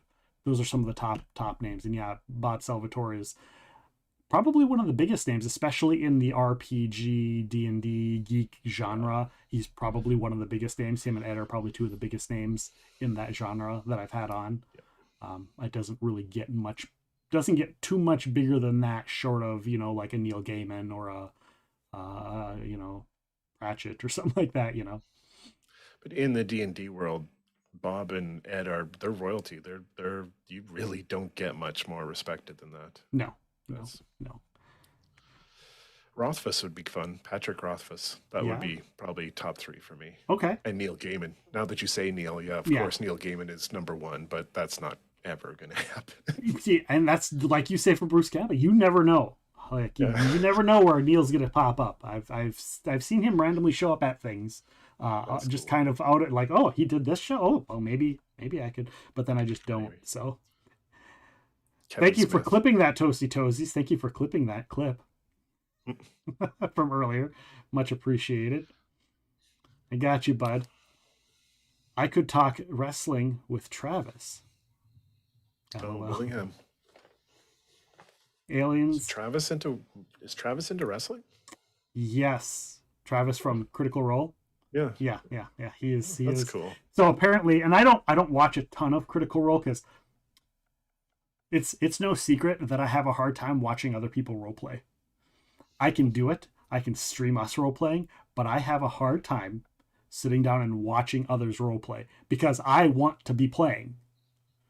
If I'm going to sit where there's role playing going on, I want to be role playing. I don't want to watch others role play. And I get it that it's a show and it's edited and all of that kind of stuff, but still. Yeah. So I watch the show and I watch a lot of clips. I watch a ton of clips. Every time one of my friends is like, you got to check out this clip of Critical Role, I watch it because I still love it. I still love the stuff they do. I just can't sit down and watch the whole dang thing.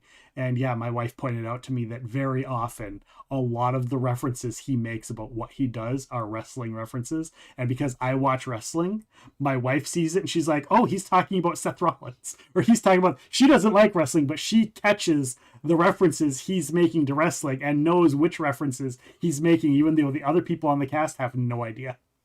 Oh, that's sweet. That's love right there, buddy. So yeah. Pat goes to some local Minnesota, Wisconsin conventions. Oh. So I got that going. Which is nice. Dilly Doe says, oh, speaking of the D&D world, I found a D&D bar in Austin, Texas. If you're all ever down here, you have to go. A D&D themed bar. Oh, that's awesome. That would be awesome. We'll just have to do a show there. Didn't I also have Scott Innes too? Yes, Scott Innes was really good. Scott Innes is the voice of Scooby-Doo, the current voice of Scooby-Doo. Oh. So Matthew Lillard would be a fun guest, wouldn't he? He would be a fun guest, and I may or may not have a couple people now that can put me in contact with him. But Did you see his new? We're not gonna his new alcohol or his brandy his brand. new. I think he put Rogue out. I think it is. Oh, did he? Like a day or two ago. Oh, like I didn't know Paladin he that. had for a while, but I think he put Rogue out. Yeah, he had was it a brandy? No, it was or a whiskey or a bourbon. I think it was a bourbon. It was a D&D themed bourbon.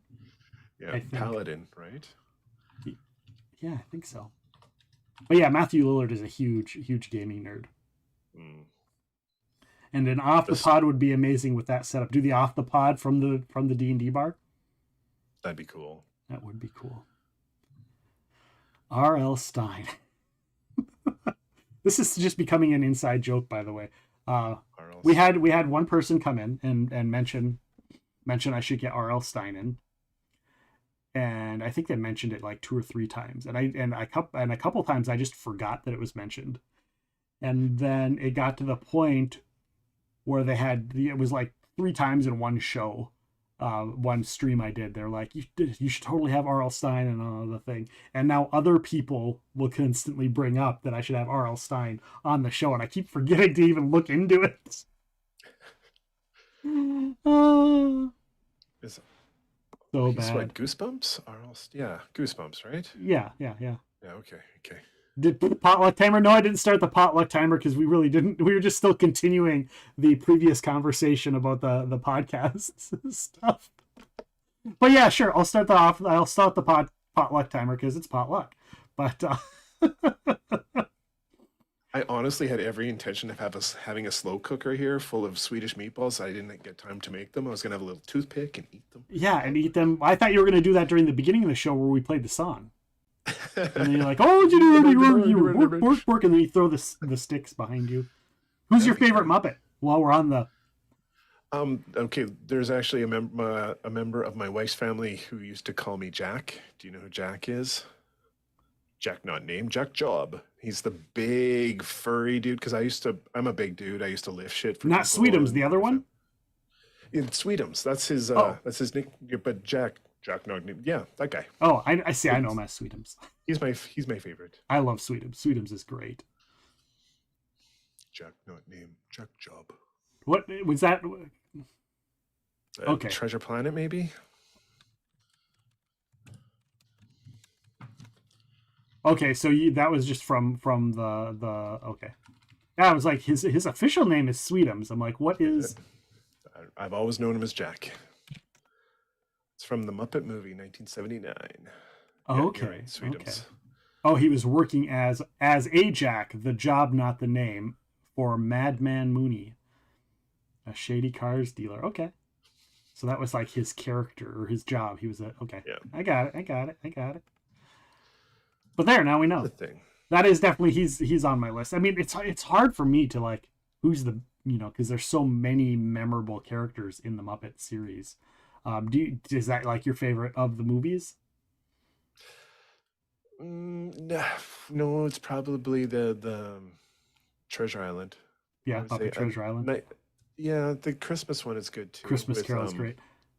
With Caine, what's his name? Michael the old Caine. English actor. Michael Caine. Yeah, that's probably up there too. We did when we were at Con of the North, one of the people that was at our table for one of the games, 2 of the games, he looked like a smaller version of Michael Caine. Every time I looked at him, I was like, are you Michael Caine? I even messaged my friends like, I think the dude over there, because we had a couple people at our table that I was friends with, like, I think we're sitting with Michael Caine at the table. I don't know if you ever saw, but the reason that those are the 2 best Muppet movies, have you seen why people say that is? No. They said that the Muppet Christmas Carol is awesome because Michael Caine treats the Muppets as fellow actors. That's true. And Muppet Treasure Island, Tim Curry treats himself as a Muppet. Tim Curry was a Muppet. Come on now. Well, I mean, the shoe fits. But that's the reason those 2 movies worked out so well, because the characters just they belonged there. They belonged. That's an excellent point. Yeah. So yeah, I'm a big Muppets fan. You should have somebody on talk about the story of the Muppets and where that comes together. I will. Which one's your favorite? The Oh, Muppet. I have a special place for Fozzie and Rolf. But as time progresses, it's more often than not Rizzo and Pepe the Prawn usually highlight my day when I'm watching any of those shows. Those guys always crack me up. They are funny. But those are always some special things. Obviously, Sweetums is always cool because he's just a unique character. Like there's a couple other really, the big life-sized people Muppets. But Sweetums is always the one that really always stands out to me as that type of a character. And I don't really think he ever was known for like eating people or eating Muppets, right? That was a couple of the other ones. There's a couple other ones that were always just like grabbing Muppets and throwing them in their mouths, and you're like, what the heck's going on? Did you watch the Muppet Show growing up? Like the old up late on Sunday night to watch them? I did. I loved the Muppets growing up. Time Life, it wasn't even Time Warner yet, came out with a DVD set right when DVDs came out. You had to order them, call the 800 number, and 40 installments of $15.99 or whatever. And of course, me being the dumb kid, I was like, Muppets, and so I signed up for that. I got the entire collection of the original Muppets show on DVD, and then later digital came out, and I split them up amongst my cousins who all lived under the same house. It's like, here, you guys can split these. I don't know what happened to them, but now it's digital, so I can watch the Muppets anywhere, wherever I want. But yeah, I'm a big fan. Watch all the Muppets, watch all the shows, watch all the movies. I haven't watched the new series that's on Disney. I watched the first 4 episodes. It was kind of like The Office, as far as the way that they put it together. Or it wasn't on that. It was like NBC or something like that. It was a televised Muppets show, and it was supposed to be very much it was like The Office, but it was Miss Piggy has her like a late night talk show sort of situation, and it's the build up. It's The Office behind the set where they're like putting together the script and calling people and having them on. They're all working in the office. And they all have different jobs on Miss Piggy's show. Ralph is the bartender outside of the production area. Ralph is like the bartender, so it's like showing them outside of the office as well, because other people have roles outside, and they bring special guests in because they're the special guests from Miss Piggy's talk show. So it still kind of fits the Muppets theme of having a special guest on every week.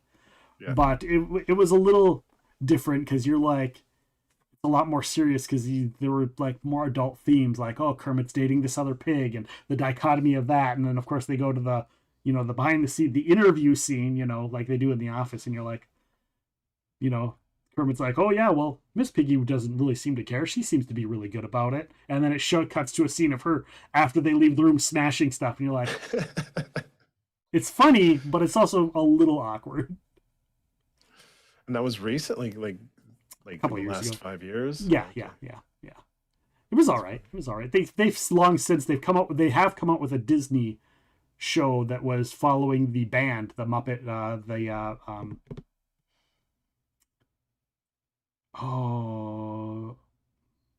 the Electric Mayhem, Dr. Teeth and the Electric Mayhem, and it's a show dedicated to them.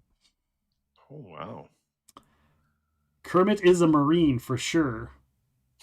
Kermit is a Marine. Tell us more about that, Dilly. Toasty Toasty says, I'm a Statler and Waldorf guy. I don't know your thoughts on Statler and Waldorf. They're hilarious. Those grumpy old men. Grumpy funny. I'm slowly turning into them. Get off my lawn.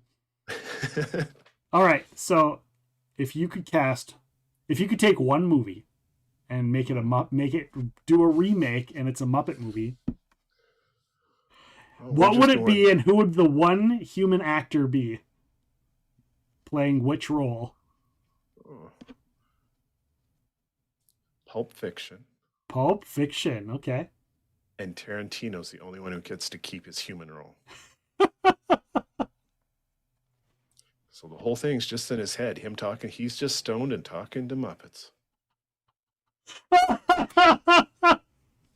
I love that. Your turn. Dilly says, oh boy, I regret everything. He's a Marine because of who he goes for. Well, there goes being on team military. Oh God, I love that so much. I grew up in a town that has a military base on it. I get that joke. I don't get the joke. I don't think I want to know the joke. Dilly was also in the military, so he gets that joke. I don't get the joke. I think I need to leave it there. Your reaction tells me I need to leave it there. Fear and Loathing in Las Vegas. Danny DeVito as Dr. Gonzo. Yeah. I've said this before, and only because I know people are talking, Hollywood's talking about doing a remake, and I'm like, the only way they can do a remake of this movie is if it's with the Muppets, and that's The Princess Bride. I would watch that. I think the Muppets doing The Princess Bride is the remake that I would hold on to. And I think I've debated whether you keep the grandpa as being played by an actor. Yeah. Like, Or and have it be the guy that played as Wesley originally, be the grandpa telling the son the story. But there's also a thought that the grandpa could be played by Kermit talking to his nephew. But then if you do that, then Kermit wouldn't be playing a main character in the role. And that kind of throws off, okay, well then, because obviously Miss Piggy is going to be Buttercup. Kind of has to be Buttercup. But then who's going to play Wesley if it's not Kermit? Yeah, no, I think you'd have to keep the storyteller as the human. That makes sense. Sweetums would play the big guy. Yeah, Sweetums would have to play Fezzik. Andre the Giant. Yeah, would have to play Fezzik, for sure. Yeah, I'd watch that. And Statler and Waldorf could be the Miracle Max and the wife. That'd be great. You know, because they're all like yelling and angry at each other and all that kind of stuff. When one of them's in drag, that'd be funny. They could be in drag, or they could just be two dudes that two old dudes that live in the thing. Yeah, 100%. So, speaking of remakes, yes, let's talk about remakes. Have you seen the photos of the Crow, the guy in the Crow makeup? Because Crow is a big part of my personality. Like Crow for me was formative. I dressed up as the Crow for my high school senior photos. Okay, we're on the same page then. Yeah. I had the long hair before it started falling out. But my heart died a little bit when I saw those photos. I'm not gonna lie. He's an incredible actor, and if he can make the role his own and breathe life into that and not do what Jared did to the Joker, then okay, but I am now really, like, I was worried before, now I'm really worried. Okay, so on an aside, it visually looks a lot like some of the old comics. Some of the stills from the old comics that I vaguely remember in my brain. Where are my comics? I don't have them here. Sorry, I was just going to grab that one. And maybe it's not that. Maybe it was a side comic. It's been years since I've read any of the Crow comics. But I think there's a second series that had very similar body art. But the original one did not have. Okay. Like there was no body art. Maybe it was the second one. Maybe it was the second one then, where it was like black and white, and like he looked very lean and had some tattoos on it, like the chest or whatever. And I was like, I think you're thinking of the second. I am thinking of the second comic series. Okay. Sounds good. But yeah. He could still pull it off. The actor, I have enough faith in that actor. Like he's incredible. So maybe. Right. But I'm just so used to him being kind of like a creepy dude that I don't Pennywise, right? That I don't see him being Pennywise, or there was a Netflix, maybe it was an HBO show where he was like a half vampire, and his mom was played by Famke, I forget the name of it. Jameson. I know who you're talking about. Yeah. And this other dude was playing like a werewolf, and it was like this. I'm trying to remember the name of the show. Oh, people in chat, help me out here. We're both losing our nerd cred. Right? I don't remember, dude. What is the name? Hemlock Grove. Oh, Google is my friend. Yes. So yeah, he was in Hemlock Grove, and he played like, I liked him. He did a really good job, and he's done other stuff. And I agree that he's good. He does a good job. He's a good actor. But to me, it's hard to go back and take what was almost a perfect film for what it was, the original Crow movie with Brandon Lee. They've tried. They've made other movies. They've made other Crow movies. And you know what? The second one wasn't bad. It's just that it followed perfection. Like Exactly. but Exactly. but like if it had been made by itself in the spirit of the Crow mythology, because there's a whole mythology there. Like Oh yeah. it's not just one character. There's a whole thing. Yeah.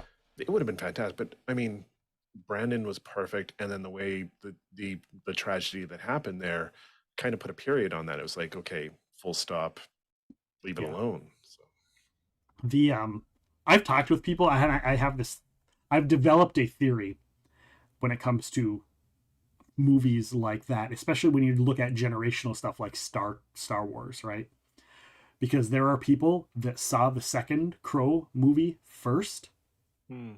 They watched that one first, and then they were told, you got to watch the first one. It is so much better. And they watched the first one, and they're like, the second movie is way better.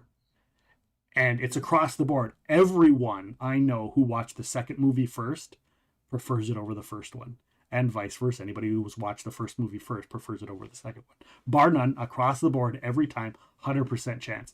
And it makes me wonder if that's the thing, if it's like this is your version of the film, this is what is established in your mind, and now that one's not as good as this one, or vice versa. Same with the Star Wars generations, where episode 1, 2, and 3 suck, and the original trilogy is the best, which we all know that that's the truth. But anyhow, I digress.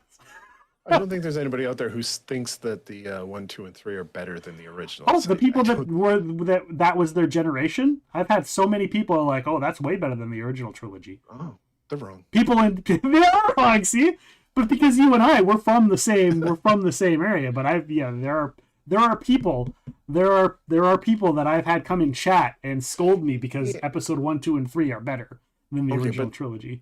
To call back to tabletop role playing, there's people out there who think 4th edition was a good game. So, I mean, sorry, there are people out there who are not very I'm glad I didn't bright. take a drink of that before you said that. I saw it coming. I was like, I better not drink this. Just saying. I know people who like Nickelback. Come on. I remember when Nickelback was super popular, and then I remember when everybody thought Nickelback sucks. And yet secretly they all still have their Nickelback albums and listen to them. I'm from Alberta. I will always like Nickelback. It's just a fun joke. I don't mind Nickelback. Although I had tickets, there was one song of theirs I really resonated with. I don't remember what it was. It was something about their father or somebody's dad or something like that I really resonated with at the moment. And it was pretty meaningful to me at the time. But then I ended up getting tickets. I won tickets on a radio show, I think, to go see them. And I was thinking about it, and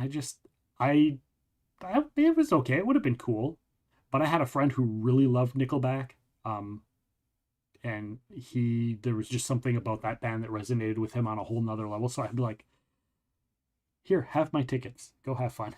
Oh wow! So people forget when Nickelback first started, when they first hit the scene, they changed music and they were doing stuff original. The problem was they were making a shit ton of money, and they're like, well, let's just keep doing the same thing over and over again because we're going to make a shit ton of money.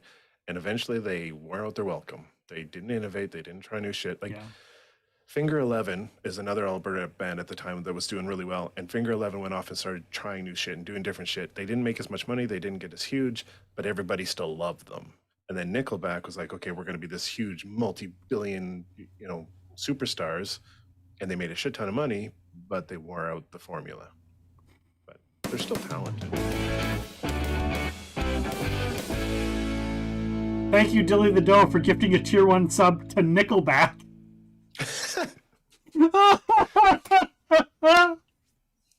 There's somebody in your chat named Nickelback? No, there's not. There is a person on Twitch somewhere, and maybe it's the band.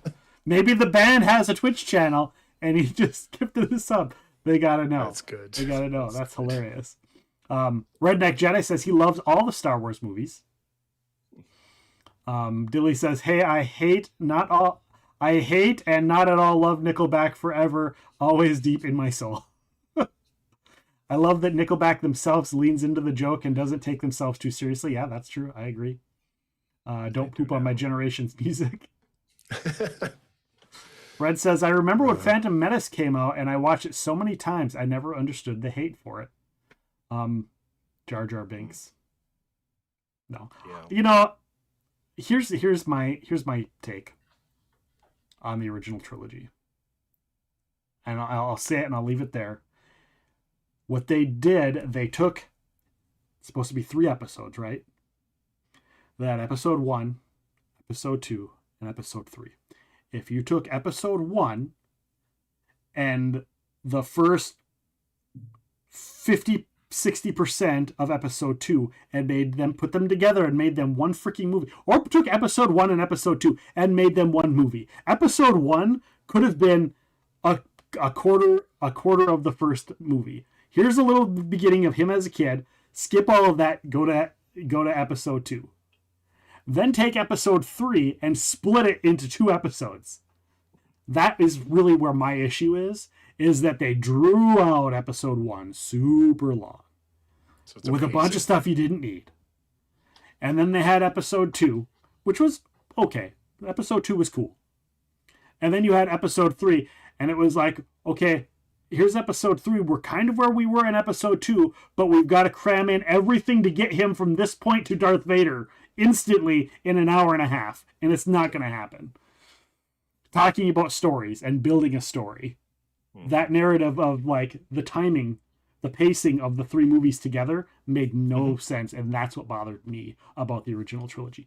Everything else would have been fine. Jar Jar Binks, fine. You know, the whiny little brat kid, fine. Whatever it was, fine. But the pacing of the long drawn out first one, the regular timed second one, and then the really too short third one is really what got me on that. That's just my opinion. I don't know about you.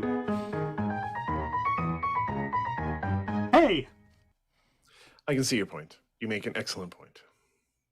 You're not going to expound on that and give your opinion? Well, you're not going to throw yourself under the bus? Or me? You can throw me under the bus if you want. It's okay. No.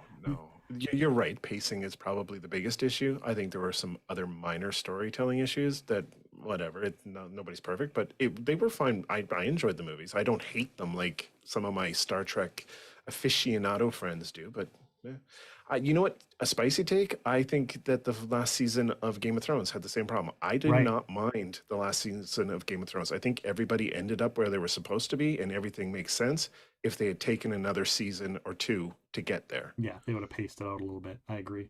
Yeah, it definitely seemed rushed at the end, where season 1, you have an entire season of, almost an entire season of them trying to get to the capital from Westeros. Westeros, right? Westeros. No, Westeros. Yeah, you have not entire. You have half of a season of them traveling to get there, and then in the very last episode, they make that journey in what episode? Yeah. What? That's also my only drawback. I love the Percy Jackson series that just came out. I love the series. I love the book. I love the storytelling. I love the actors. The actors are young, so some of their acting stuff. They're kids. I understand. For me, it should have been double the episodes. The pacing was way too fast. Gotcha. I wish it would have had more of the Game of Thrones pacing. But instead of it being a miniseries, it should have been at least a half a season or a full season, not a miniseries of 8 episodes. It should have been minimum 13, 14 episodes to tell that story properly. And I hope they get that on their second one. So. Clone Wars cartoon was so good, it bridged the gap. Yeah. If you grew up on it, it was formative, and then later the trilogy can never stand up to the originals. See that? What were you saying? I lost my spot in my brain. Oh, I do that all the time. What was I saying? I don't know. I don't remember. Dilly Doe says, I got to meet Hayden Christensen and my mom back during the release of episode 1. Got to meet the kid Annie, kid that played Anakin. I feel so bad for both of them. The pure bullying they got was so bad and not acceptable. Yeah, I can get that. It's not their fault. Jar Jar never bugged me. Lyric says Jar Jar never bugged them, despite my originals preference. Yeah, they both did such a good job with what they had, and those movies were far better than some of the storytelling that was to come. And they got their time. I think especially Hayden Christensen, especially in the new stuff that's going on, like he's getting a lot of more respect for what he did then and what he brings to the table now than he did back then. And he's I think he's gotten a lot more acceptance than he had from his stuff back then to now. A lot of people respect him and like him as an actor and his character and kind of how they are portraying him, the deeper delve into that character and him getting to play that. Good. You don't like Redneck doesn't like the actors get bullied so much. They didn't deserve any of that. I read up through, I think, book 6 of Game of Thrones, but I only watched season 1 before I burned out. I should give the rest of the season a try since they diverged so much. Yeah, I never read the books, but I love the series. Yeah, it really is amazing. But the last season is definitely rushed, and it is somewhat frustrating, but it's not bad. Like, the stories all come together. Yeah. Jar Jar's actors got to be in Mando, and everyone loves him now. The Jar Jar's actor was in Mando? I didn't know that. Yeah, he gets a cool scene. Who's that? I like him. He's the Jedi that comes and saves. That comes in on a Naboo ship and takes the child away, doesn't he? Is that? Yes, I'm right. You're looking at me funny. Is there a season that I don't know about that I haven't seen yet? There might be a season I haven't seen yet. Maybe I don't. Maybe how many seasons are there? Yeah, he's the guy that saves Grogu. Grogu. There's 3 seasons, isn't there? I don't know, man. I don't know. Okay, well, I thought because when the last I saw was when Luke Skywalker shows up. Oh yeah, you're missing a season. Shit! Got a whole season to go. Well, Curly Girl, we got a whole season of Mandalorian to watch still. Maybe I did know that. We just got done watching the Book of Boba Fett not long ago, a couple weeks ago. What did you think of that? I liked it. I wish there was more. Being a person that did the books, a lot of the Star Wars books that were supposed to be original canon, and knowing the story of how Boba Fett got out of the Sarlacc pit, I wish they would have had more than just he clawed his way out, because that just, like, okay, then why didn't everybody else just climb out? He didn't do anything special. He didn't do anything that was special to Boba Fett. He didn't have any special gadgets or anything. He just kind of, busted his way out. Like, why couldn't the Gamorreans do that? They're bigger, stronger, and more powerful than he was. They could have easily done that. So it would have been cool if, like, he would have taken his, like, his jet fuel pack and blasted his way out, or, used it to line the thing, or, something that was based on what he had and his knowledge and expertise to help him get out would have been cooler for me. Other than that, I loved it. I love the idea. And of course it backs up on the, episode 1, 2, and 3 about Jango Fett, and you get a little bit more of that, and then his backstory as Boba Fett, and of course his cameo in The Mandalorian as well was. I think it was good. I think it was really well done.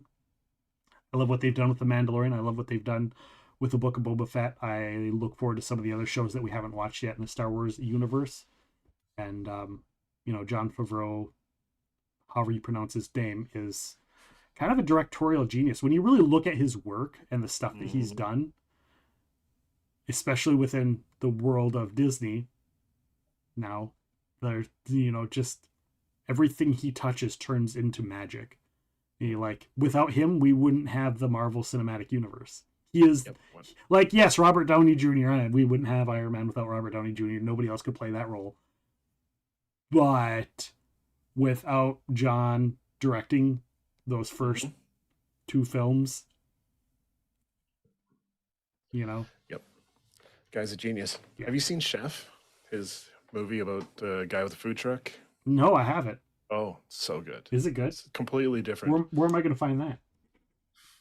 I don't know. Disney Plus, maybe? Is it somewhere. A Disney movie? You're going to test me, are you? I mean, I was just asking off the top of your head. But he actually learned how to cook for this to make the movie. Oh, really? And that's cool. He still cooks to this day. Like, where are you going to find it? I don't know. That's right. Dilly says, Red, thank you for telling me how to spell Grogu. I really messed that one up. Mando armor. Because you needed to watch Boba Fett to make the next season make sense. That's true. That's true. Have you seen Andor yet? No, haven't seen Andor yet. I enjoyed I know how it ends. Smart house.